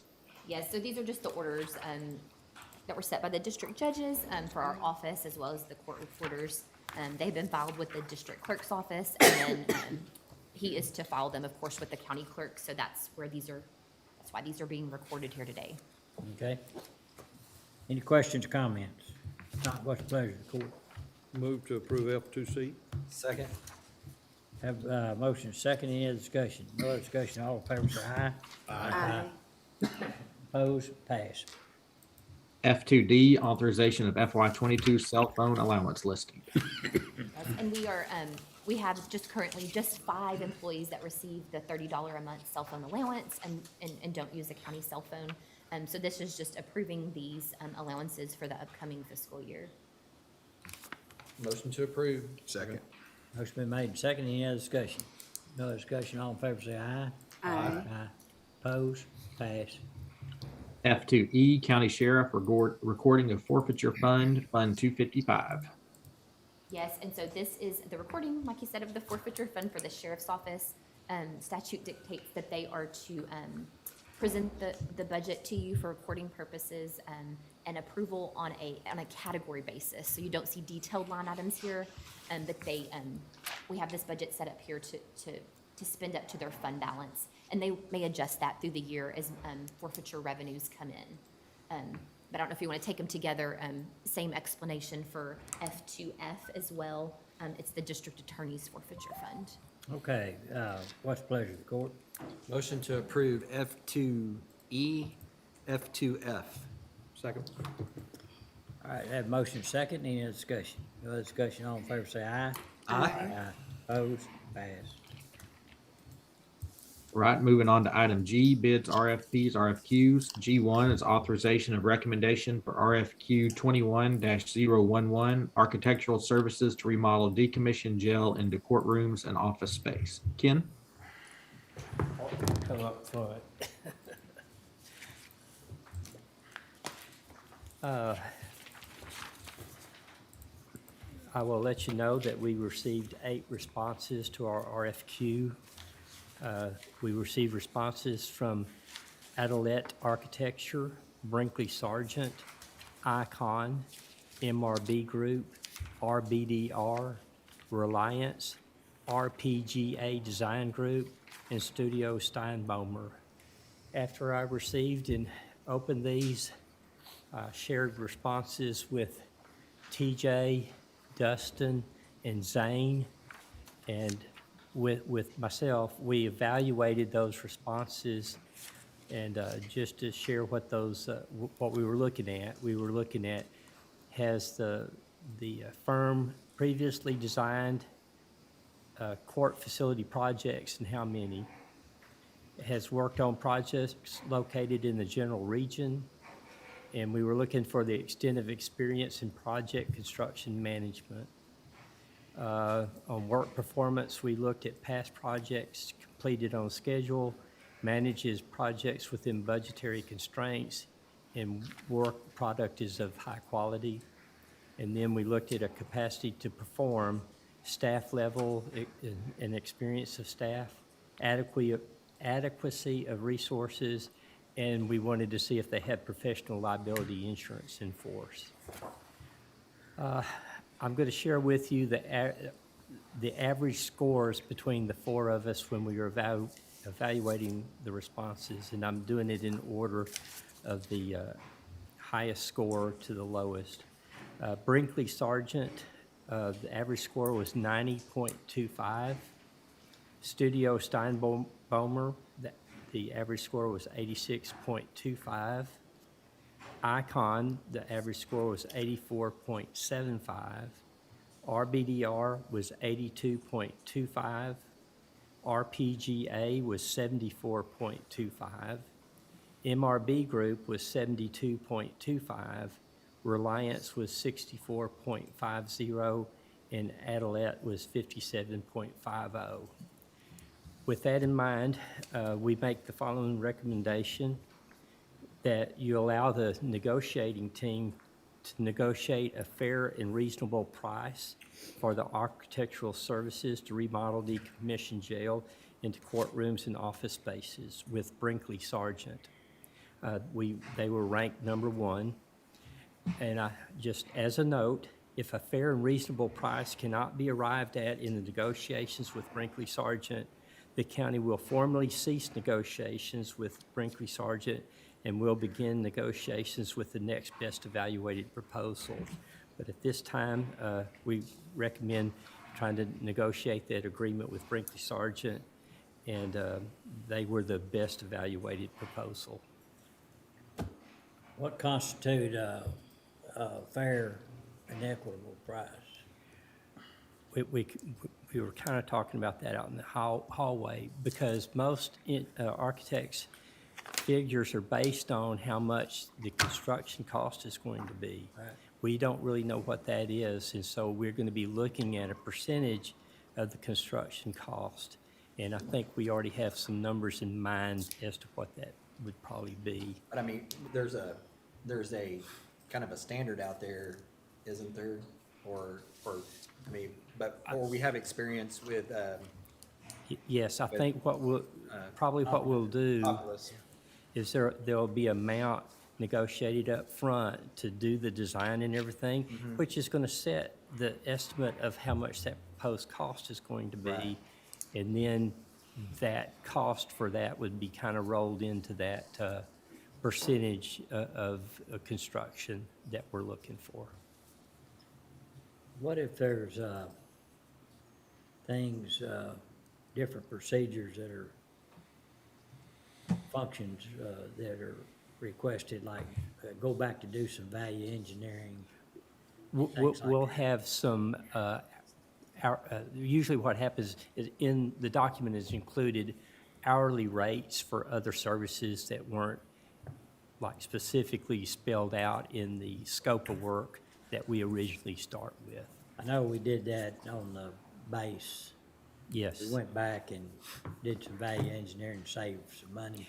And- That was and- driven a lot by the general contractor. That's right, and that's where we would probably seek a contract with the construction company, much like we did where we chose John Irwin. Right. And a construction manager at risk. But I don't want to get too far ahead of myself in that. But again, that would be the discussion of where we might want to go with that. This is just design. What we're hiring them to do is design this building, or this rebuild. Well, it'd actually be more than that if we go further than that. I mean, it'd be design, but this organization would be who would put together the bid package Right. for, But they're not actually gonna construct it or build it. oh, no. Yeah, no. this is just design. That's right, Yeah, just for I the understand. architectural Yeah, services. okay, architectural services. Any comments from the other members of the evaluation group?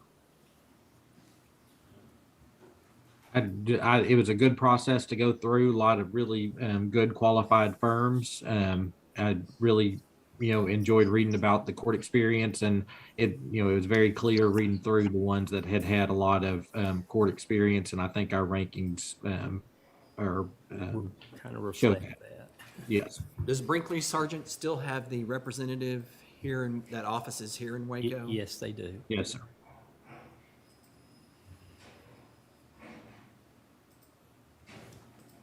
Any other questions?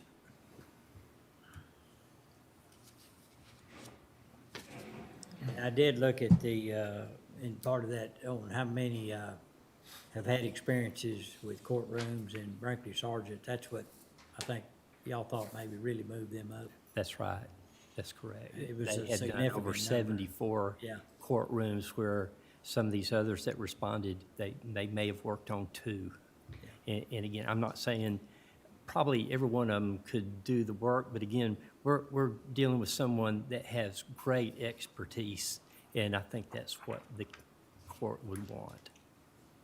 Well, we have some experience with Brinkley Sargent, and when we did the exercise on the 10th court.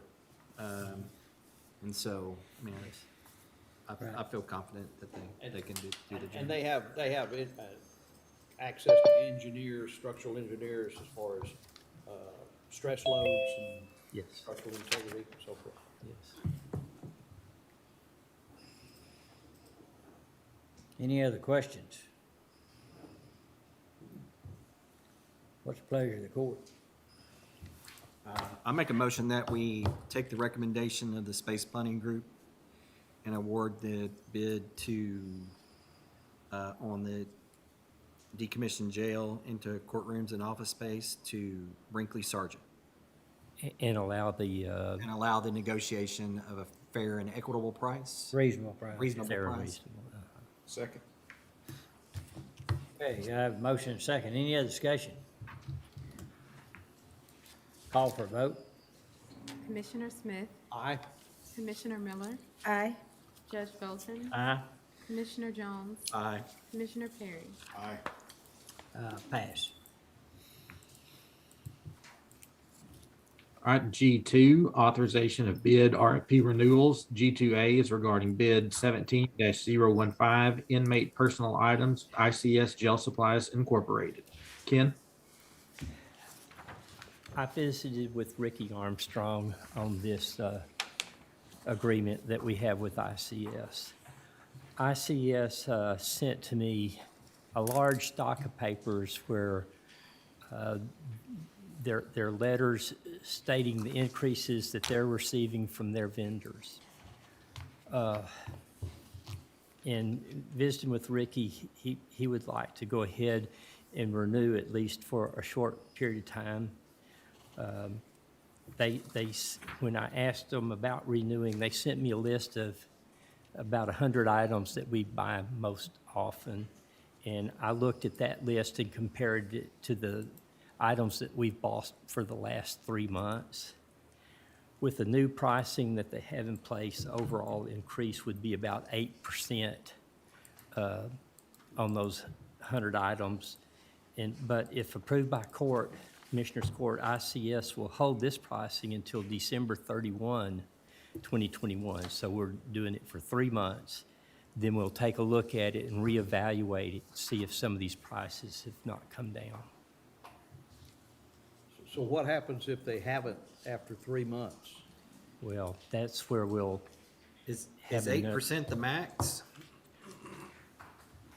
But 8% was overall cost increase over all the items that I could see over the last 3 months. And at the end of December, We will discuss whether we want to go back out for bid or see if the pricing has come back down. so are we allowed to do that?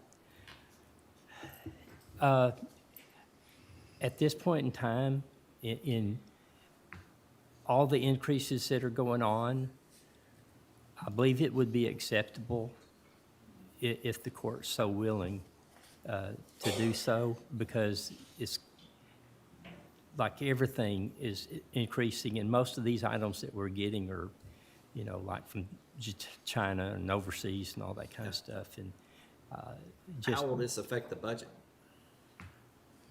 Well, again, it would be about 8% more than whatever that we've had currently. And of course, these costs are housed in the jails department or Jack Harwell department. Yes. They may be able to absorb that cost. I need them to speak on that, specifically, but they may budget a little bit of, room for, anticipated increased costs.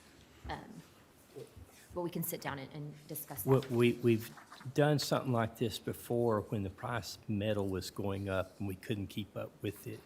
But just to keep a contract on culverts, we allowed increases as long as they could show the support for the increase from their vendors, not So not just that they're going up for their own benefit, they're going up just to cover their cost of the items that they're purchasing. It's inflation. And is it eccentric or is it? Yeah, that's yeah. right. So are we voting on a It gives contract us a chance to look that will expire December the 31st? At this, yes, sir. this That's time? all I'm asking for right now. Yeah. Commissioners, can I say something? Sure. So this is Ricky. We kind of did a study on a lot of these and contacted other supply companies, and the increase in everything we looked at on most of our supplies is somewhere between 2 and 4%. Then there's these other supplies that's a lot larger increases, like 17%, 23%, 18% on some different items are having a hard time getting. So as far as our budget, I think we'll be able to manage that okay. I would suggest that probably in December, we probably will go out for bid, but this will give us some time to look at everything and see what the prices are doing to see where we want to go. Yes. I think it's a good plan myself. Okay. I make a motion, we go with it. Second. Yeah. Motion been made and second. Any other discussion? No other discussion, all in favor say aye. Aye. Opposed, pass. G2B regarding bid 19-026 inmate clothing with Bob Barker Company. Ken? Again, we visited with Ricky. We contacted Bob Barker. And Bob Barker said that they would like to renew their agreement. And of course, Ricky would like to renew their agreement. And we have in the contract that they can increase by 3% if the court, at the discretion of Commissioners Court. We consulted with Dave Dyes. He stated he'd like to renew. We then consulted, using the amount expended again for 2021, we expended about $38,000. So overall, if we hold true to that, it'd be an increase of about $1,140 over the clothing in 2022. And if approved, the contract would be in effect from October 1, 2021 through September 30th, 2022. Any questions? I don't have a question, Ken, but I would state that some of these contracts that we have continued or renewed over a period of 2 or 3 years, I think we need to seriously consider going out for bids just to see if we're still in the ballpark or we're still getting the best price, because most of them will give you that 3% every year. And I think over a period of, if you're talking about a This period of is 3 true. years, you're talking about 9% increase. So I'd like to see us do that. Well, for the most part, most of my contracts that have working, we have allow through about 5 years and then rebid. We go out 5 years? Again, the court can anytime say, well, we're not going to renew, that we go back out for bid, but I just give that much latitude, and I've taken a little bit more latitude this year because I didn't have an assistant for Right. much. 5 years could be a 15% increase. Yeah, but most of the time they don't go up the 3%. I'm just saying, most of the time they keep their prices the same. That's kind of what we're looking at. And Ken and his department do a pretty good job of, They do a great job. figuring out, what's going on in the industries out there too, and he'll come to court and say, I think we can get a better deal than this, and it might not be the second year in the contract with that group. And I can't tell you that I did that on this one, but a lot of times I'm looking at what the last bid was and looking at what the prices and that we're paying now against the next lowest bidder that So we had that's- during that period. That was of gonna time. be my point, is that the next lowest bidder may be 10% higher than. Yeah, and that, believe it or There not, could that also happens be quite new often. players in the market too. That are willing Right, to jump in. I agree, that's worth looking at. But most of the time, though, the next lowest bidder is significantly more than. Yeah. Okay, what's the pleasure of the court? Motion to approve. Oh, second. Have a motion, second, any other discussion? No other discussion, all in favor say aye. Aye. Opposed, pass. G3, authorization of quotes for product solutions for the district clerk's office. And there are two action items here. G3A is regarding SR Fax for a standard light plan online fax service. G3B is regarding CDW G LLC for Google Workspace for open collaboration platform for document management. Lisa? Yes, thank you, Dustin. So these are two products that we were looking for solutions during the FY22 budget hearings. And so our office has worked with the district clerk's office on reviewing the various products for these needs. And so these are the items they have settled on. They would like to proceed with these services beginning in October from the FY22 budget. The funds allocated for those solutions these costs fit within those allocations. So with the SR Fax solution, there's an annual charge of $154.24. This gives them an unlimited number of senders, notification emails, and login accounts. They can get up to 800 pages sent per month. Additional pages would be 5 cents a page. They do have a one-time setup charge of $25 to port their local number over to SR Fax. This will take about a 10 to 15 day process. And they do only anticipate a single fax number at this time. I do want to make the court aware that the account setup is through their website. It requires a credit card charge of $1 to authorize the account during the sign up. Then that amount will be credited back. And then we will be able to issue a PO for the initial and subsequent billings. Are there any questions about this? Any questions? You said no recurring charges, no, excuse me, no contractual obligations, just a recurring service fee. What is? Yes, sir, that is correct. What is the service fee? It is, it will be charged annually, and the cost is $154.24 for this year. So that's what that means, the annual charge. That is the service fee then. Yes, sir. That is the cost plus the $25 setup. And so that will be the expense for FY22. And this is within the budget, the new budget. Yes, court approved the initial fees to be included in the IT assessment fund. And then if they carry forward with that in future budgets, they will budget for that out of their department budget. Okay. Any Okay. other questions? And we're talking about 3A right there. And you've already covered 3B? I have not covered 3B yet. Okay, I didn't think so. Okay. That was just 3A. 3A, okay. Okay, on Okay. 3A, what's the pleasure? All right. Move to approve. Is there a second? I'll second. Any other discussion? No other discussion. All in favor say aye. Aye. Opposed? Pass. Okay. E3B regarding. 3B, this is, sorry, Go ahead. go ahead, Judge. No, you go ahead. Okay. All right. This is their open collaboration platform for document management. They have chosen Google Workspace. For this service, there is an annual cost of $2,670. This rate is $89 per user. They have 30 users requested at this time.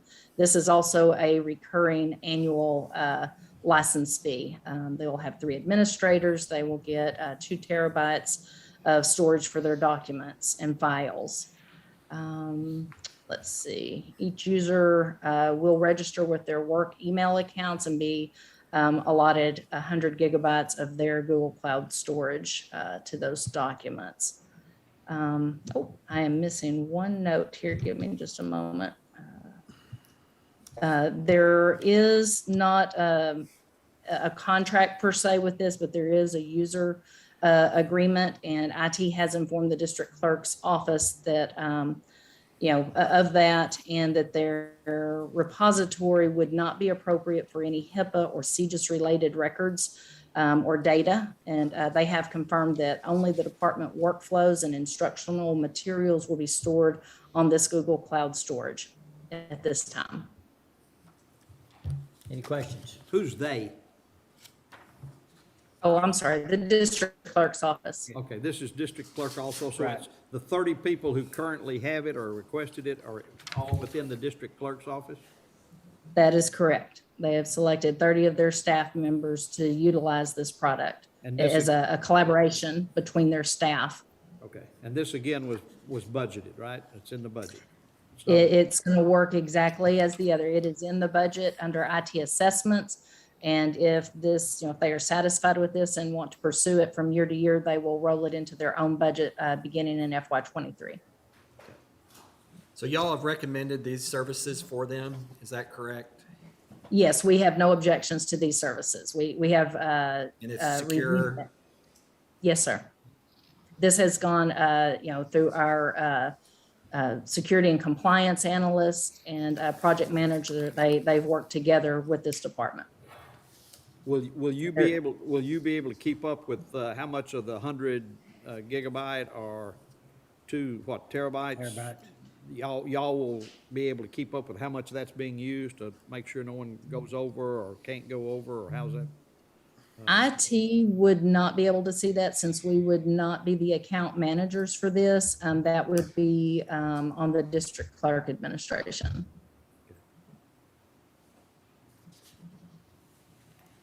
Any other questions? What's the pleasure of the court? Motion to approve. Is there a second? Second. Motion been made and second. Any other discussion? No other discussion. All in favor say aye. Aye. Oppose? Pass. Under item H, contracts and local agreements. H1, authorization of addendum to the Employee Assistance Program EAP Services Agreement with Deer Oaks EAP Services. Anna? Thanks, Justin. So this item, I requested approval for the addendum to our Employee Assistance Program contract in the last court session. And the court asked me for some figures, and I've presented those. It should be in your notes. There was a request for exact number of instances the program was being used in previous years. So that's detailed in the report I've provided. Also, there was a request to know what I referenced the national average for utilization. And I do need to make a correction in my original memo. So the national average is 6%. So our utilization isn't 10 points higher. It's actually 13.56 percentage points higher. So that is a correction. I'm glad I'm getting the opportunity to make. So our utilization is high, specifically for the year 2020. We had a rate of 19.56. I've also gone ahead and reached out to our benefit consultant, Randy McGraw, and he was able to provide confirmation that the price, the rate that we're getting per employee is competitive amongst other employee assistance programs. So I'm glad he was able to provide that information for us as well. And I can take any questions that the court may still have on the program. Any questions? No, but I did appreciate the email. That did explain a lot. With that being said, I'd make a motion that we approve the agreement. Second. Have a motion and a second. Any other discussion? I just want to say that it's sort of something you don't ever really see it, until you need it. Yeah.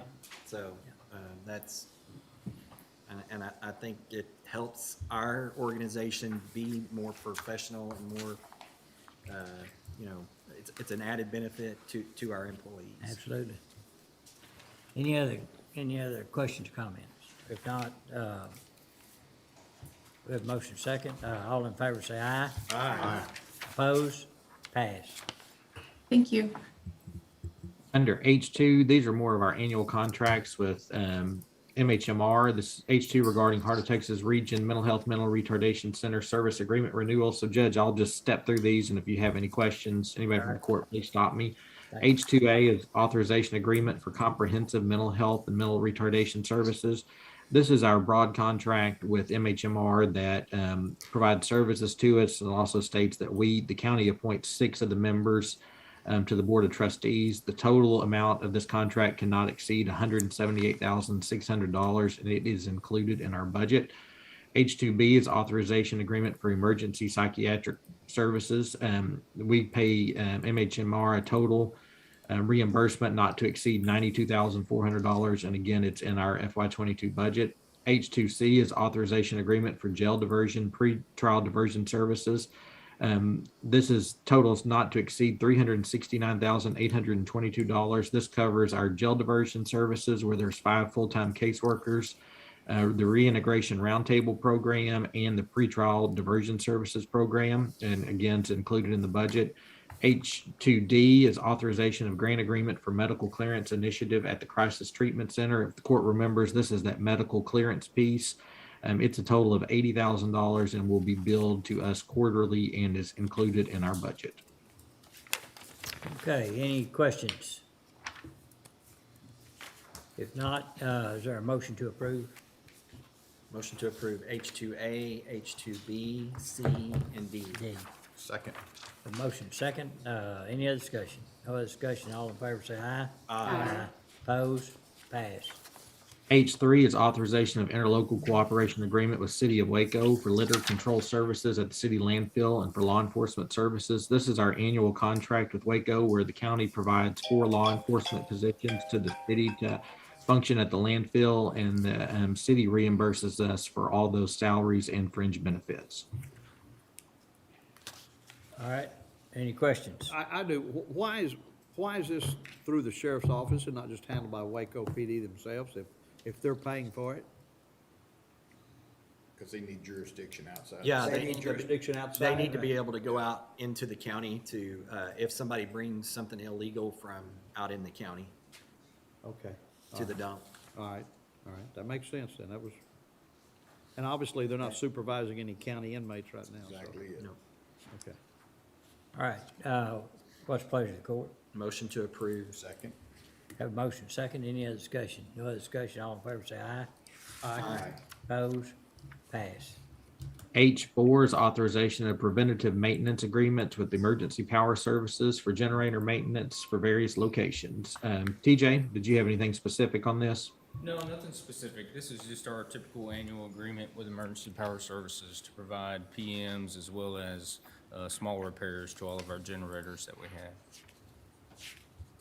Stayed the same? Yes, sir. Okay. And do they provide, do they fill them with fuel? No, sir, that's on us. Okay. They just check, see if there's anything in there? Correct. Tell us when to go when it's not working. Okay. Remember when there was a time when we had to fill one up? What's the pleasure of the court? Motion to approve. Second. Have a motion and second, any other discussion? No other discussion, all in favor say aye. Aye. Opposed? Passed.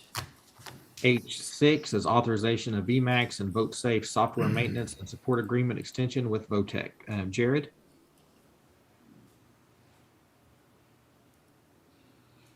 Okay, there we go. Sorry about that.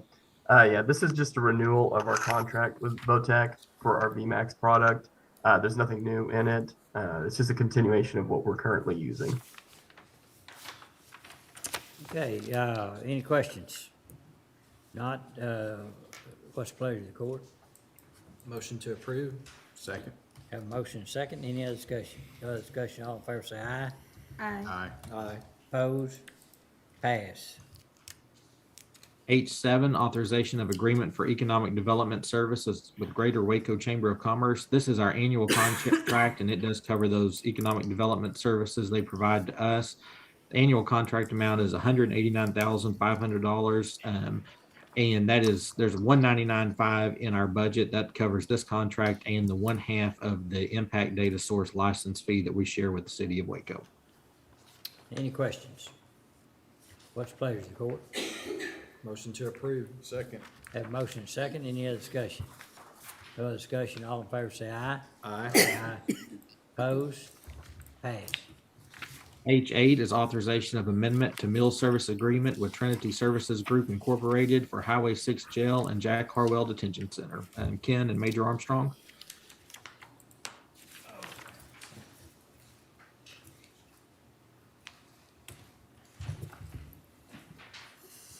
For the meal services, we have built into the contract an opportunity for price redeterminations each year as it comes time for renewal, but it's tied to the CPI, or Consumer Price Index. Of course, the court doesn't have to accept an increase from that, but again, it's following the Consumer Price Index for food away from home. This year, I contacted Ricky. Ricky said he'd like to renew this contract. Trinity said that they would like to renew this contract with the increase of 4.2%, which is the amount determined from that Consumer Price Index. And so I have this renewal form and renewed pricing, and I believe that Ricky's reviewed this and we're good with it. And I think as we've learned from the past, service is just as important as price. Oh, yes, I mean, Commissioner Smith wasn't here, but we've had some real problems with food service out at the jail in our past, and literally Trinity came in and took over from a company that was not providing service. It was bid with them, and they won that bid. And again, we're into that contract from the actual bid, not just. What year was that they came in mid-contract? Was it I think- 3 years ago? I think it's around Was it 17 or 18. 18? Major, I think you're on, you have any Yes. additional comments? Or anything? I agree with Commissioner Perry that, service is outstanding with Trinity, and I don't want to go backwards to where we were back a few years ago. Right. That was fun. Yeah. Great stories. Yeah. What's the pleasure of the court? Motion to approve. Second. Have a motion, second, any other discussion? No other discussion, all in favor say aye. Aye. Aye. Oppose? Pass. H9, authorization of renewal of customer service agreements with UniFirst for uniforms for Road and Bridge precincts. Ken? I believe we checked with all the precincts. These are contract renewals with UniFirst for each of the 4 precincts.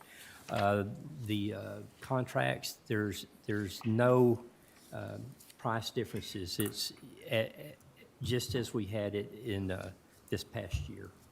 And I believe that all the pricing and their invoicing has made great improvements. I believe we do not have any outstanding invoices with them at this time, and that was highly unusual.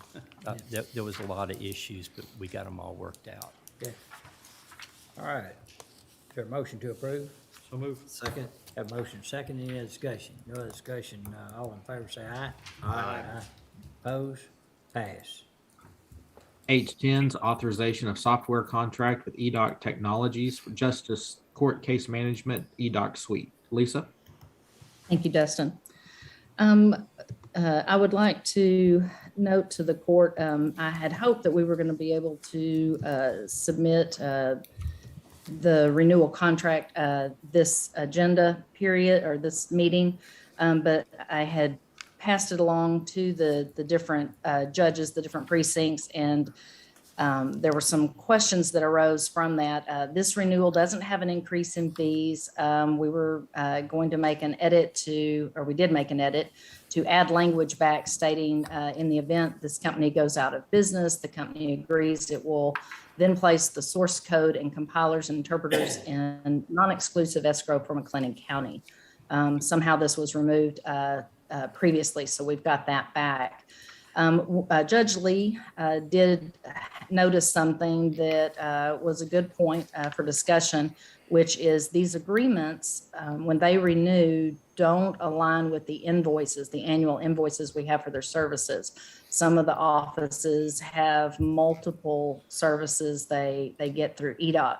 So with JP's offices being the first to renew with EDOC, we can set that precedent with them. And the next meeting, early October, I hope to have 2 more EDOC contracts up for renewal to present to you. That would be for the DA's office and for the county clerk's office. And we're finding this scenario throughout these systems where these don't align. So we wanted to make an adjustment that would potentially change the length of this agreement just from the flat 12 months to maybe incorporate a few additional months and give EDOC the opportunity to prorate their invoices so that they can all align.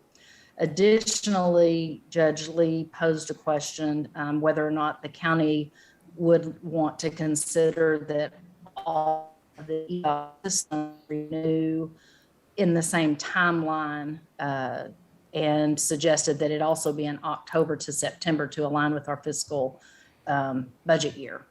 I think those sound like good suggestions. I've also shared that with Francis in the auditor's office and took that to Dustin as well for their input. So for those reasons, I don't have the agreement populated with an ending term date. I left it open-ended so that this could be discussed or deferred, whatever the court wishes. Okay, it sounds like we need to defer it. I think so. The JPs do have a meeting. They have their monthly meeting this Friday. That would give them some time to look at it a little closer and I guess look at that term period and such. I don't expect other items to come out of that, but it may. Okay, I make I a don't know motion, if we it- defer. Is there a second? Have a motion and a second. Any other discussion? No other I discussion? do have a question. Would the court like to, to help make decisions, or for conversation, discussion purposes for the JPs, would there be an interest in aligning all the agreements between October and September? So I've got some in here that are March to February, September to August, July to June. They're kind of scattered about. I think that happened because, we set an agreement and then it would take some time for development. And then when they would actually go into production is when the invoices were issued. And for that reason, I believe that's why they don't align now. So I was hoping maybe for some direction or Yeah, I'd input. like to hear the auditor's So, recommendation on that. I think, and Dustin, tell me if I'm remembering correctly, there's been some times we've tried to realign some of the contracts with the budget year.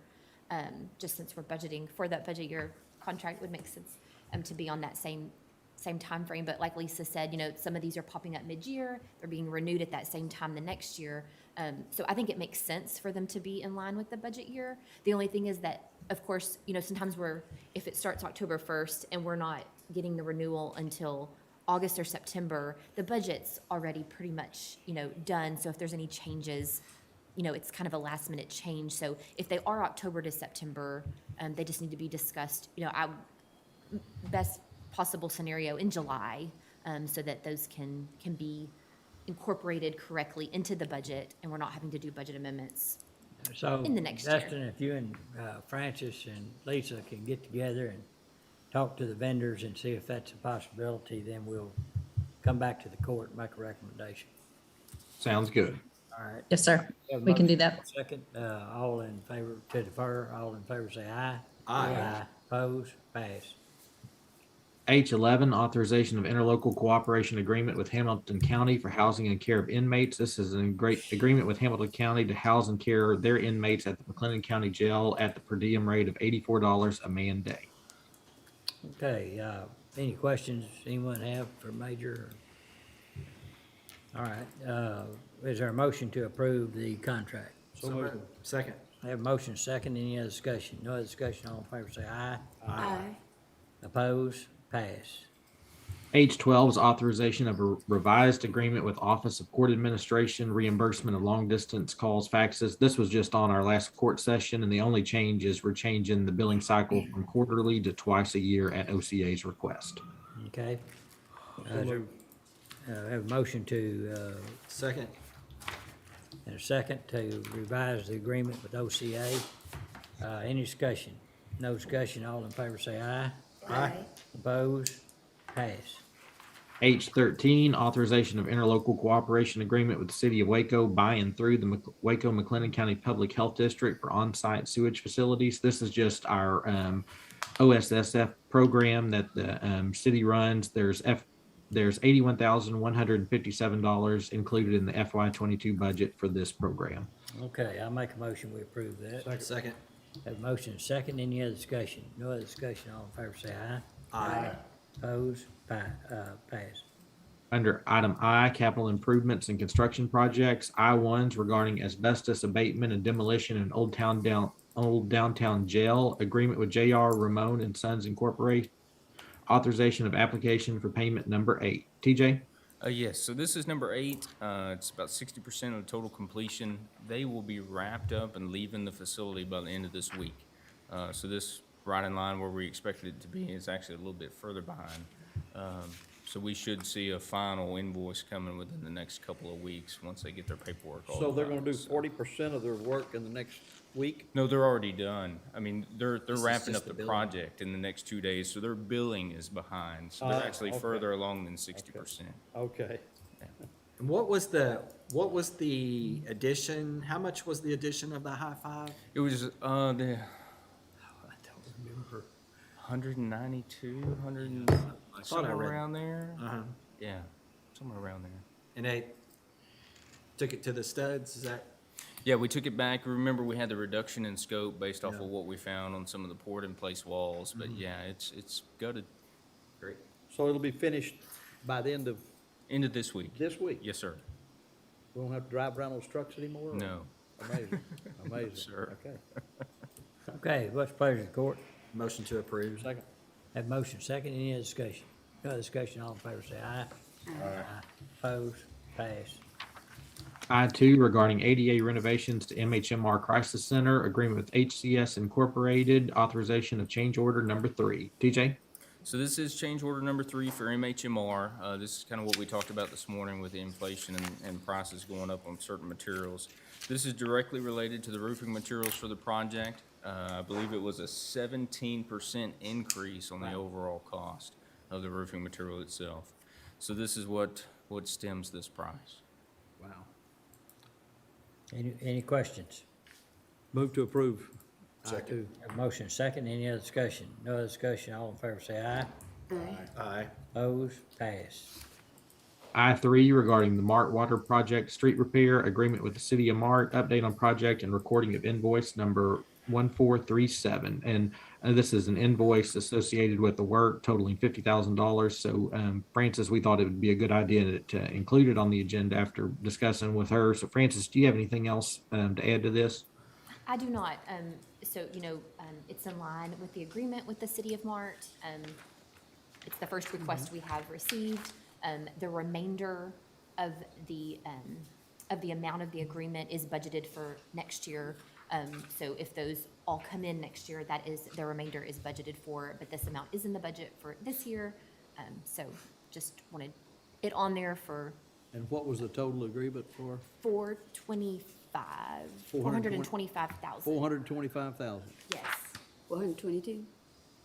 Let me pull it up, tell you exactly. You're Rough- close. Roughly 425,000. Yeah, 420. Okay. Okay, any other questions? Is there a motion to approve? So moved. Is there a second? Second. Motion been made and second, any other discussion? No other discussion, all in favor say aye. Aye. Opposed? Pass. Dropping down to item K1D, discussion and/or action regarding remote courtroom expenses and related matters. Francis? Yes, I didn't see John on the meeting, but this, we just wanted to get this on there to get your opinion on it, and to get your approval, really. There will be cost, for the upcoming year to, of course, rent the base facility for a remote courtroom, as well as the cost with Brazos Media to set up the technology and the sound system daily. And so I think the cost there to set up with Brazos Media is, I'm sorry, one sec. This took me off guard. I know it's on there. I know the rental is $2,500 a week to rent the facility. The setup, depending on if it's a weekday or on a Sunday, weekday is $500, Sunday is $900, and then there's an additional labor cost of $300. Am I reading that correctly? Is that, Destin, does that look? That looks right, Okay. Francis. So- And this, I know John's office and others were having to do some of the setup and breakdown, and that's part of the reason why John had reached out to Brazos Media for a quote for the assistance in that. And so, these things were, were known about, of course, this summer, but, we're very confident, of course, that these are costs that can be charged to the ARP grant funding. They are directly related to those remote courtroom setups due to COVID. So if I have your approval today, we can charge those directly to the grant, and keep you posted, of course, as those charges come in, what the extent of them is. Okay. $500 to $900, depending on whether or not it's weekday, weekend, setup and breakdown, and then an additional what cost? I missed the second part, some additional something cost? Strike, labor to strike totaling $300, which includes breakdown or displays, cabling, and power. So 500 to 900 is just the cost of the equipment itself? No, we had actually purchased the equipment for this remote setup in this current fiscal year. So the equipment belongs to us, It does. and we're paying, okay, so, and then we're charging them, or they're charging us 500 to 900 to do what? To come in and set up the sound system. Brazos is. Yes, Brazos Get Media, it to get it. working, and then you said something about an additional cost. 300 to take it back down. Just leave it up. No. You I can't, can't. because- I know, Can't. I know. because they have to have that space for, To strike me to set it. well, I guess they'll have to have that, they'll have that space for the fair here pretty soon. Yeah, and there's a break in the time that we do this. What item number is this? I'm sorry. This is K1D, K1D. Oh, okay. but these are, both costs that we've already incurred this current year. It was just on here to get your feeling on using grant funds for that.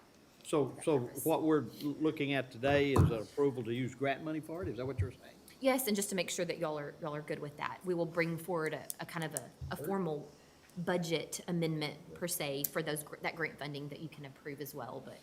And, we were hopeful that, by the end of this year, that we would not need to go remote.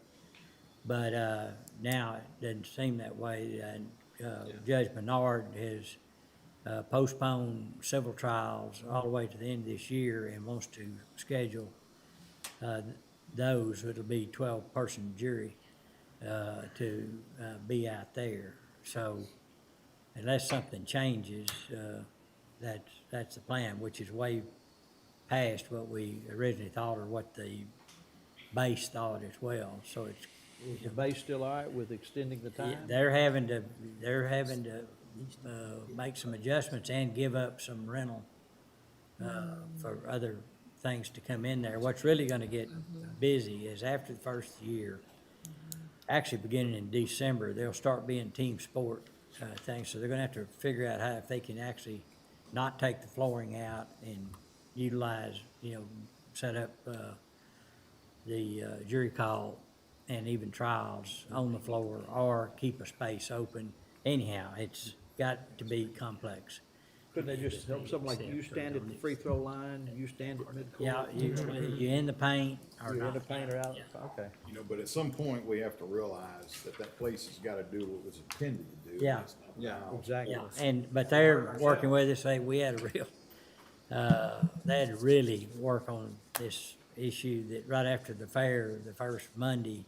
And so we worked with them to go to Tuesday to call jury call, and so John's been working with them, and Dustin's been very involved, and, What you have to wonder, Judge, is how many people that we turn away won't come back because they were turned away.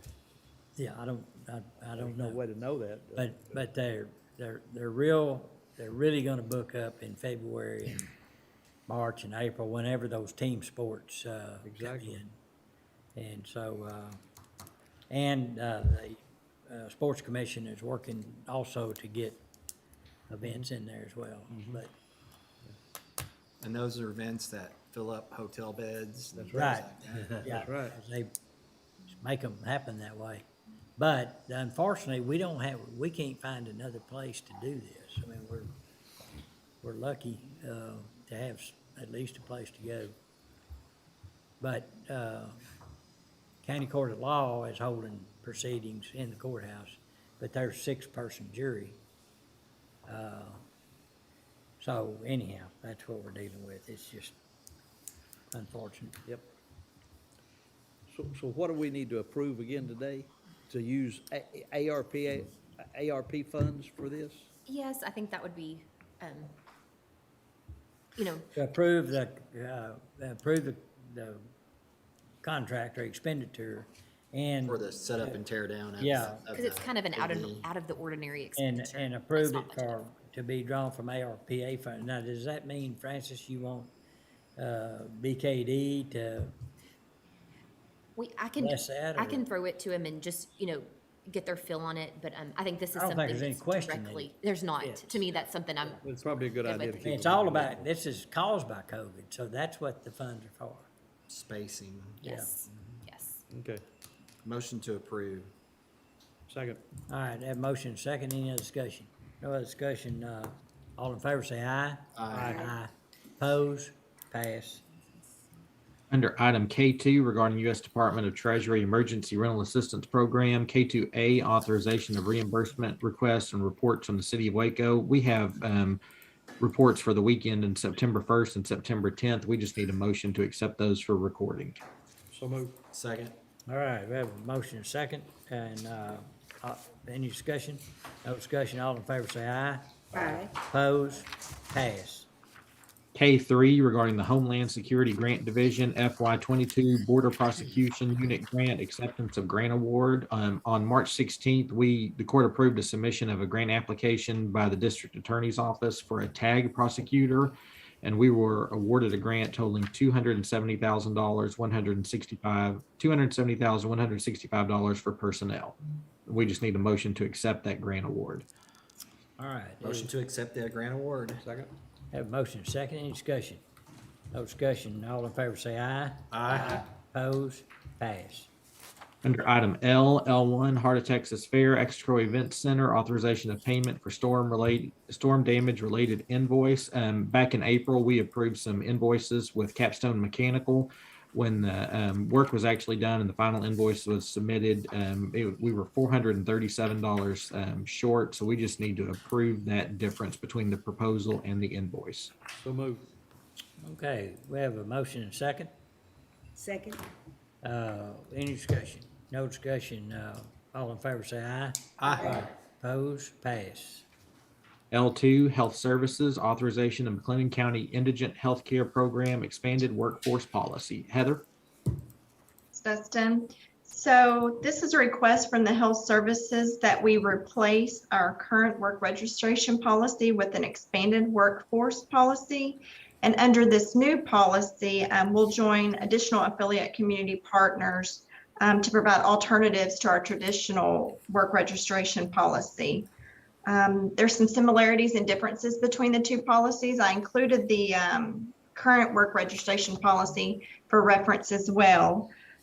Do you want me to go over some of the changes, the differences between the two programs as far as exemptions? That would be I a good added- idea. Okay. Currently, all of the exemptions stay the same with the addition of distance prohibiting walking or transportation not being available, and then commute time also being greater than 2 hours.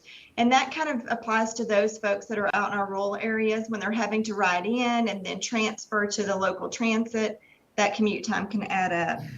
And then with the previous policy, we had receive unemployment insurance benefits or have applied. If they're receiving unemployment insurance benefits, they would already most likely be exempt. So we removed that as an exemption. And then with the expanded workforce alternatives, you know, we currently, with our current work registration policy, are working with the Texas Workforce Commission, and we're going to continue to do that. We're just adding additional partners so that we're adding additional services that our clients can achieve. And I feel like this new policy is going to create more parity among our program recipients, and it's going to add some diversity in our workforce alternatives. That it? Yes, sir. Unless you have any questions. Any questions? I don't have any questions, but just a quick comment. I just want to, because Heather and I talked about the policy a little bit, and I want to applaud her in putting in provisions that will not only assist individuals who are having difficulty becoming employed, but it will also kind of work with them as they qualify for our program. It works with getting them into the workforce, and it doesn't just automatically dismiss them. So I think if we're holistically looking at how we're helping people in McLennan County, I think this is a step in that direction.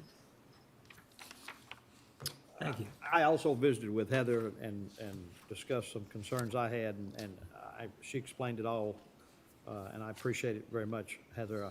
I would say my one question that I would raise again was the age 60 being the qualifying age. I think it needs to be higher to be exempt. That's personally speaking. Yes, sir. And that's taken directly from our Chapter 61 Health and Safety Code recommendations. So they have, I think it's 16 allowable exemptions. And so that age comes strictly from the handbook. Mm-hmm. I think they need to revise their handbook. You want them older or younger? I think older. I Want them think older? people older than 60 are still capable of working. Yeah, but we're tired. No, I'm kidding. Okay, any other questions or comments? I have no age-related comments. All right, did we have a motion? Do we need a motion to approve it? All right. So move. Second.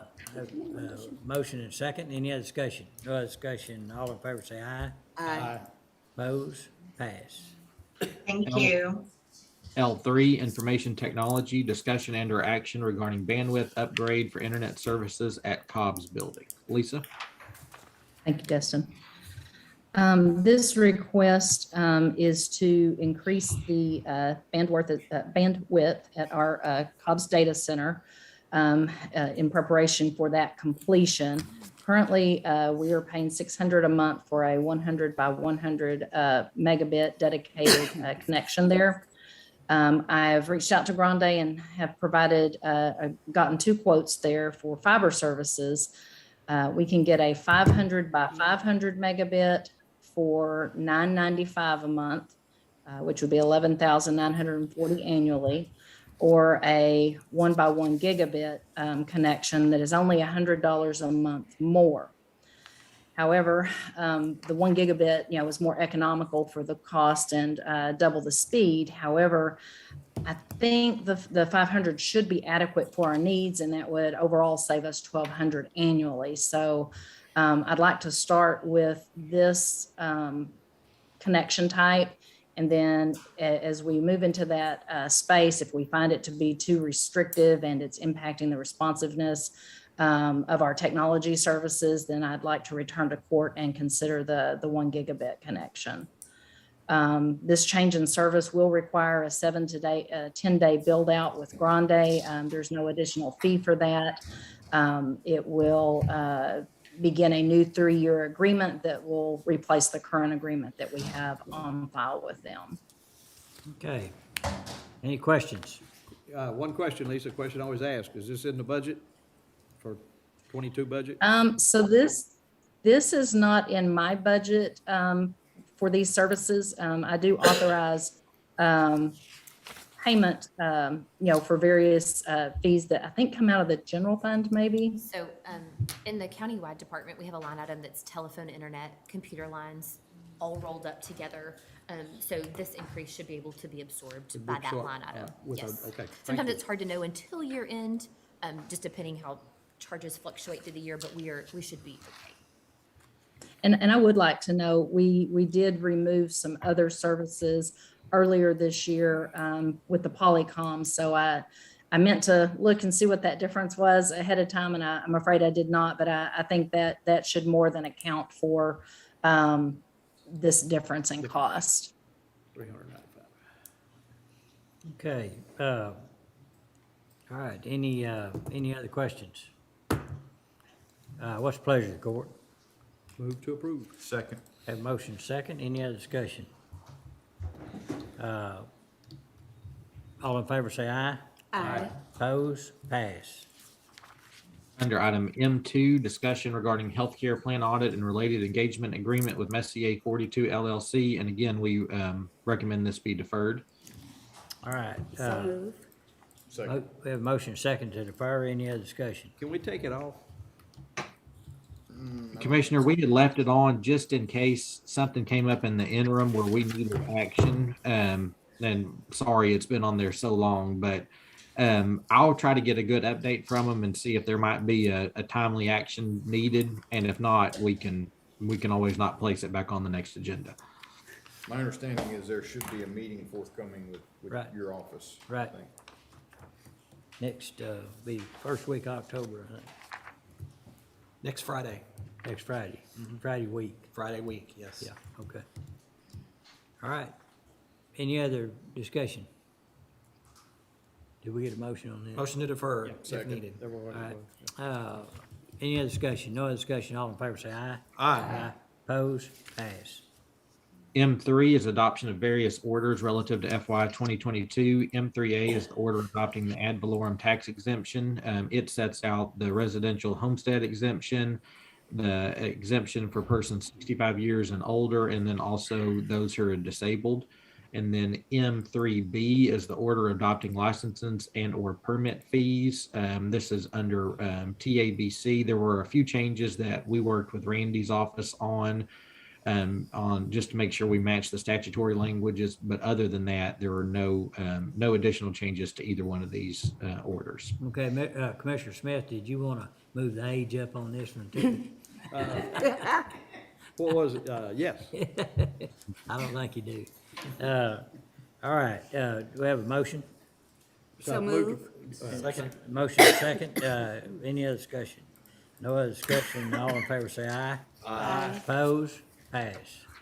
M3C, order exempting vehicle and equipment repairs from the requirements of section 262.023 of the local government code as authorized by local government code section 262.024A11. Ken?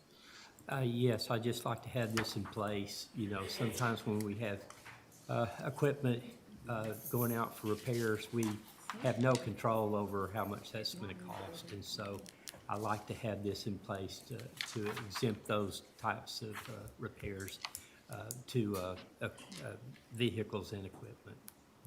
And I try to do this, I do this yearly, so.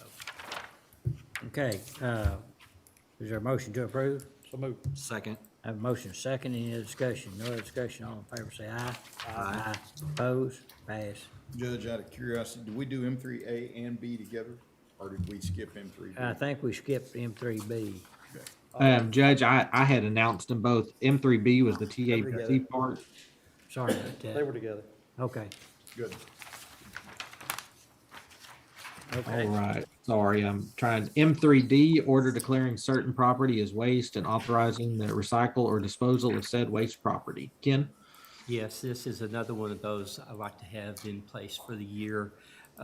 There are times that there are items that you can't even deem good enough to put through an auction. I'm very careful about this. If I see any value in it, we run it through the auction first. Again, it's the public that really sets value. But in some instances, like scrap metal and stuff like that, we're getting money when we take them down to Lipsitz to have recycled. And so I asked for this exemption to do that sort of thing. Okay. What's the pleasure of the court? Motion to approve. Second? Have a motion second, any other discussion? No other discussion, call for vote. Oh, excuse me. All in favor, say aye. Aye. Opposed, pass. M5, discussion and/or action regarding the McLennan County Appraisal District 2022-2023 Board of Directors candidate nominations and related resolution. This just kind of lays out the timeline that we will have to submit our resolution to the appraisal district for our nominee before October 15th. Then there's a timeline after that where we'll receive a ballot and be able to vote and then return that. So we just, we'll just keep this on the agenda until we name our nominee, if that's okay. Okay, so defer action or, Yes, sir, we can defer. all right, is there a motion to defer M5? So moved. Second? Have a motion second, any other discussion?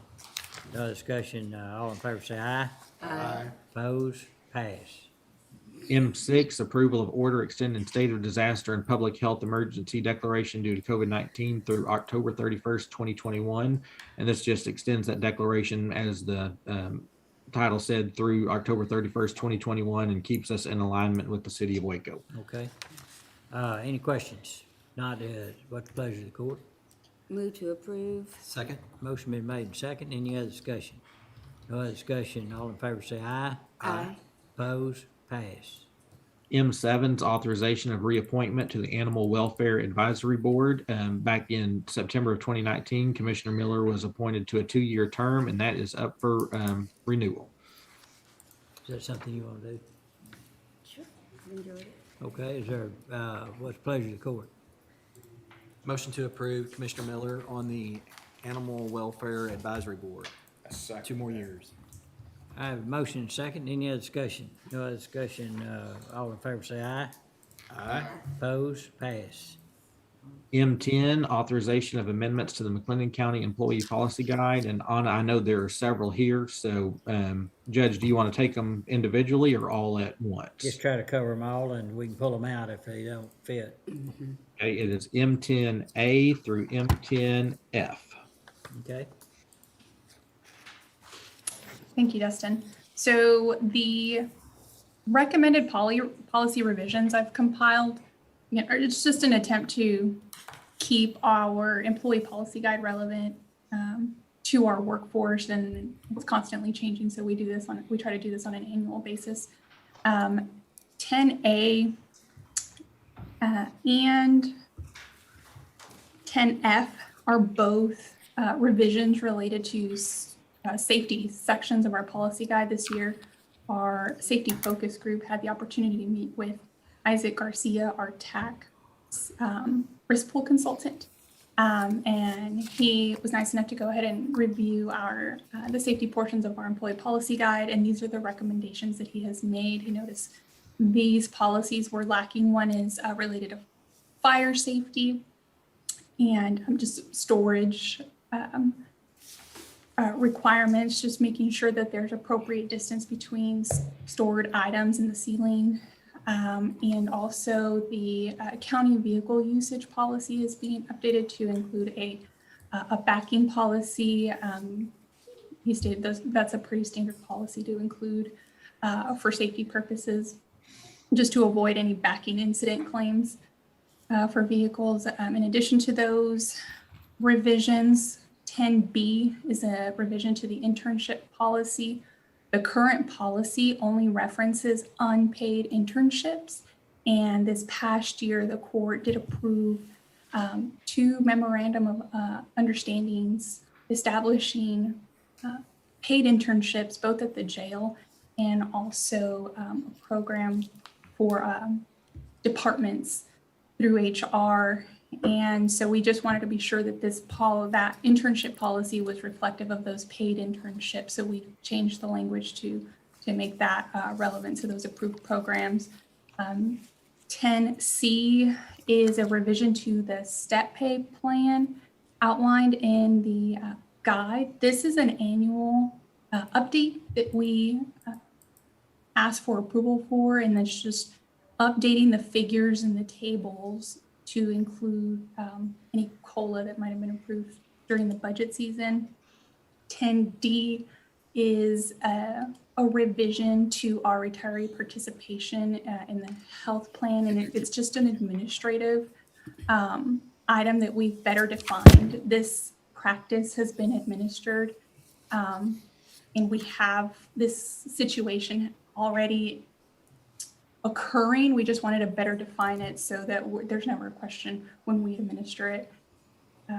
Having spousal coverage eligibility is what it's referring to. And then 10E, we've just added, again, it's better defining those family members defined as immediate family. And we're including that in there because we've had some questions for clarity from supervisors and employees throughout the county that just want to ensure that we do mean to include stepchildren and step parents. And so we're including those so that our supervisors understand that. And I believe that's all of them. So I can take any questions that the court might have on these revisions. Any questions? If there's no questions, what's the pleasure of the court? Motion to approve M10 A, B, C, D, E, and F. Second. Motion made second. Any other discussion? No other discussion. All in favor say aye. Aye. Opposed? Pass. M11 regarding Texas Association of Counties Risk Management Pool Workers' Compensation Program, authorization of 2022 workers' compensation coverage documents, worksheets. Anna? This item, we are requesting approval to submit the annual questionnaire for renewal that outlines our estimated payroll and employee count for the following year. So this estimate that we're providing to our risk pool with TAC is for year 2022. TAC uses these figures that we are providing as the basis for their quarterly invoicing. It's a projection in the following year. Once the year is closed, the coverage year is closed, we provide actuals, what our actual payroll was, and so they at that point they reconcile. But what we're requesting approval for is the estimated or projected payroll for 2022, again, for our renewal with workers' compensation, our pool with TAC. Any questions? What's the pleasure of the court? Move to approve. Second. Have a motion second. Any other discussion? No other discussion. All in favor say aye. Aye. Opposed? Pass. Thank you. M12, discussion and or action regarding the Eichelberger Bridge. Commissioner Perry? Yes, sir. Real quickly, this for discussion purposes only today and kind of get an idea where the court might want to go, but I think all of you know that the bridge was on fire recently and burned for a few days before it was extinguished. It's created some holes in there and it's not a safe bridge anymore for pedestrian traffic. We are working with the engineer's office as we speak to make sure that it's not accessible between now and the time we decide what to do. Talk to Zane, if you don't mind coming up, Zane. I've got a couple questions. There's one or two things to do, in my opinion. Either you've got a bridge standing in the middle of a river that can't be accessed. It's a historical marker. I don't think that makes sense. So we either, in my opinion, we have to look towards either tearing it down or repurposing it for a fishing bridge for pedestrian traffic only. Zane, if you would just give us your brief, since you've been out and looked at it, what are your thoughts initially? So the bridge currently does not span across the creek entirely. About 6 or 7 years ago, half the bridge fell down, and so that portion of the structure was removed. So there's only about half the structure extending like a pier over into across the water. And so people tend to fish from the bridge, and they create fires on top of the bridge, which is not good for the bridge. That's why the bridge caught on fire recently. Is that like sawing the limb off? When you're on the other end? Yeah. Putting a fire on the limb. Yeah. And so it is not a safe bridge really because there's a lot of holes in the bridge deck. So people really have to watch where they step And a lot of times people are out there at night and there's no light out there, so they could step through a hole and get injured. But with that said, no one can drive onto the bridge because we've blocked it from access. But people can walk over a dirt mound and get onto the bridge and fish off from it. It's not considered to be a historical structure by the Texas State Historical Society. They're aware of it, but I don't believe it's. Has it been removed from the registry? It's not on the registry. Yeah, is it in any registry? No, it's not. Not any longer. No. It would take some effort to remove the wooden planks and structure. It's a wooden bridge with steel trusses. And then at some point in time, they chip sealed on top of the wooden trusses. So it's got an asphalt type pavement on top of it. That would need to be pulled back.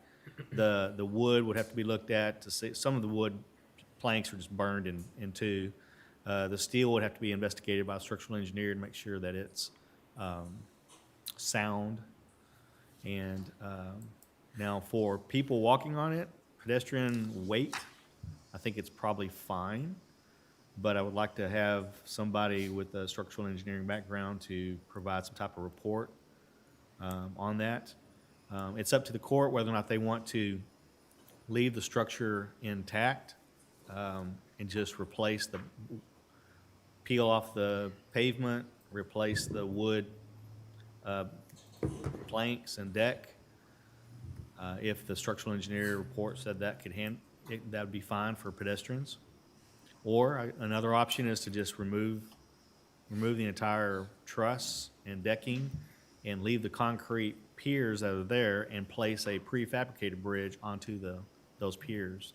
That may be a less expensive alternative, but it's up to the court how you want to proceed. What do the neighbors want? Well, we haven't spoke with the neighbors yet. I will tell you that we've already got phone calls coming in from structural engineers, from people that are wanting to know, can they buy it? So there is a great interest on what happens with it. Me personally, I've talked and I've asked Francis and Dustin both. This would qualify for some rescue plan money. I've asked Jerry to run out and give me, our foreman to give me a rough idea. Depending on if it's structurally safe, there are probably some reasonable ways to go about it. We would not undertake this ourselves. We would prefer to bid this out. But to put, you could run solar lighting out. There needs to be some railing that needs to be welded around it, and you could put some decking down. That's the direction I personally would like to go, because over the years, we have taken more and more away from the outdoorsmen in that neck of the woods. So few recreational. There's so few left, and if it qualifies for rescue plan money, and we find it to be a reasonable expense, I would like for us to look at remodeling or redoing the bridge. I recommend that continue looking at that and bring it back to the court and see if we can figure out how to. We will get with the engineer and get with their office, and we'll get a report as Okay. quickly as possible. Yep, do that. Okay. Saying thank you, sir. You're All welcome. right. And what, Commissioner Perry was saying of our discussion about the ARP funding, the portion of the funding that's opened up for more of general use, and that's linked to the revenue loss calculation, the 1.6 million, that's where it says that you can use it for infrastructure, including bridges and roads, so that's Okay. what All right. he was referencing, just. I'd like to make a motion to defer. Is there a second? Second. Have a motion second. Any other discussion? No other discussion. All in favor say aye. Aye. Opposed? Passed. M13 regarding the November 2nd, 2021 joint general election, authorization of notice of joint general election. Jared? Yes, this is the notice of the election that will be published in the paper. We will have each entity sign off on this election that is participating in the election. It has all the information that we've already discussed about the election. If y'all have any questions, please let me know. Any questions?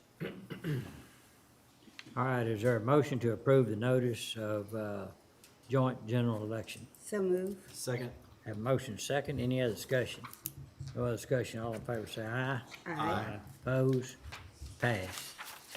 M14 is approval of order for acceptance of certain property donated by HEB.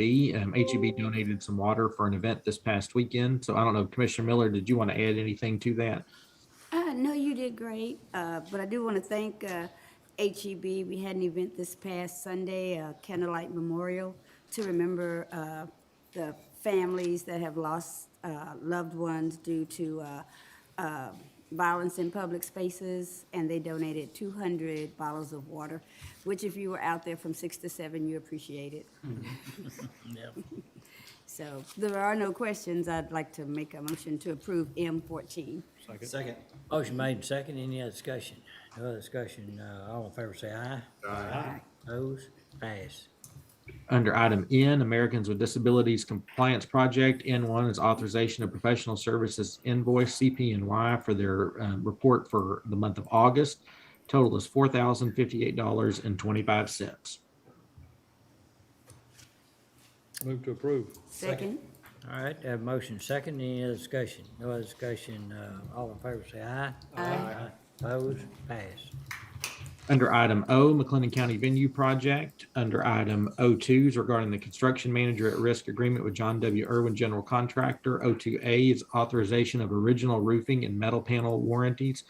Thought it'd be a good idea to include these not only for recording, but there's actually 2 of these warranties that require the judge's signature for on the water tightness warranties. So we just need a motion to approve these warranties. What's the pleasure of the court? Motion to approve. Second?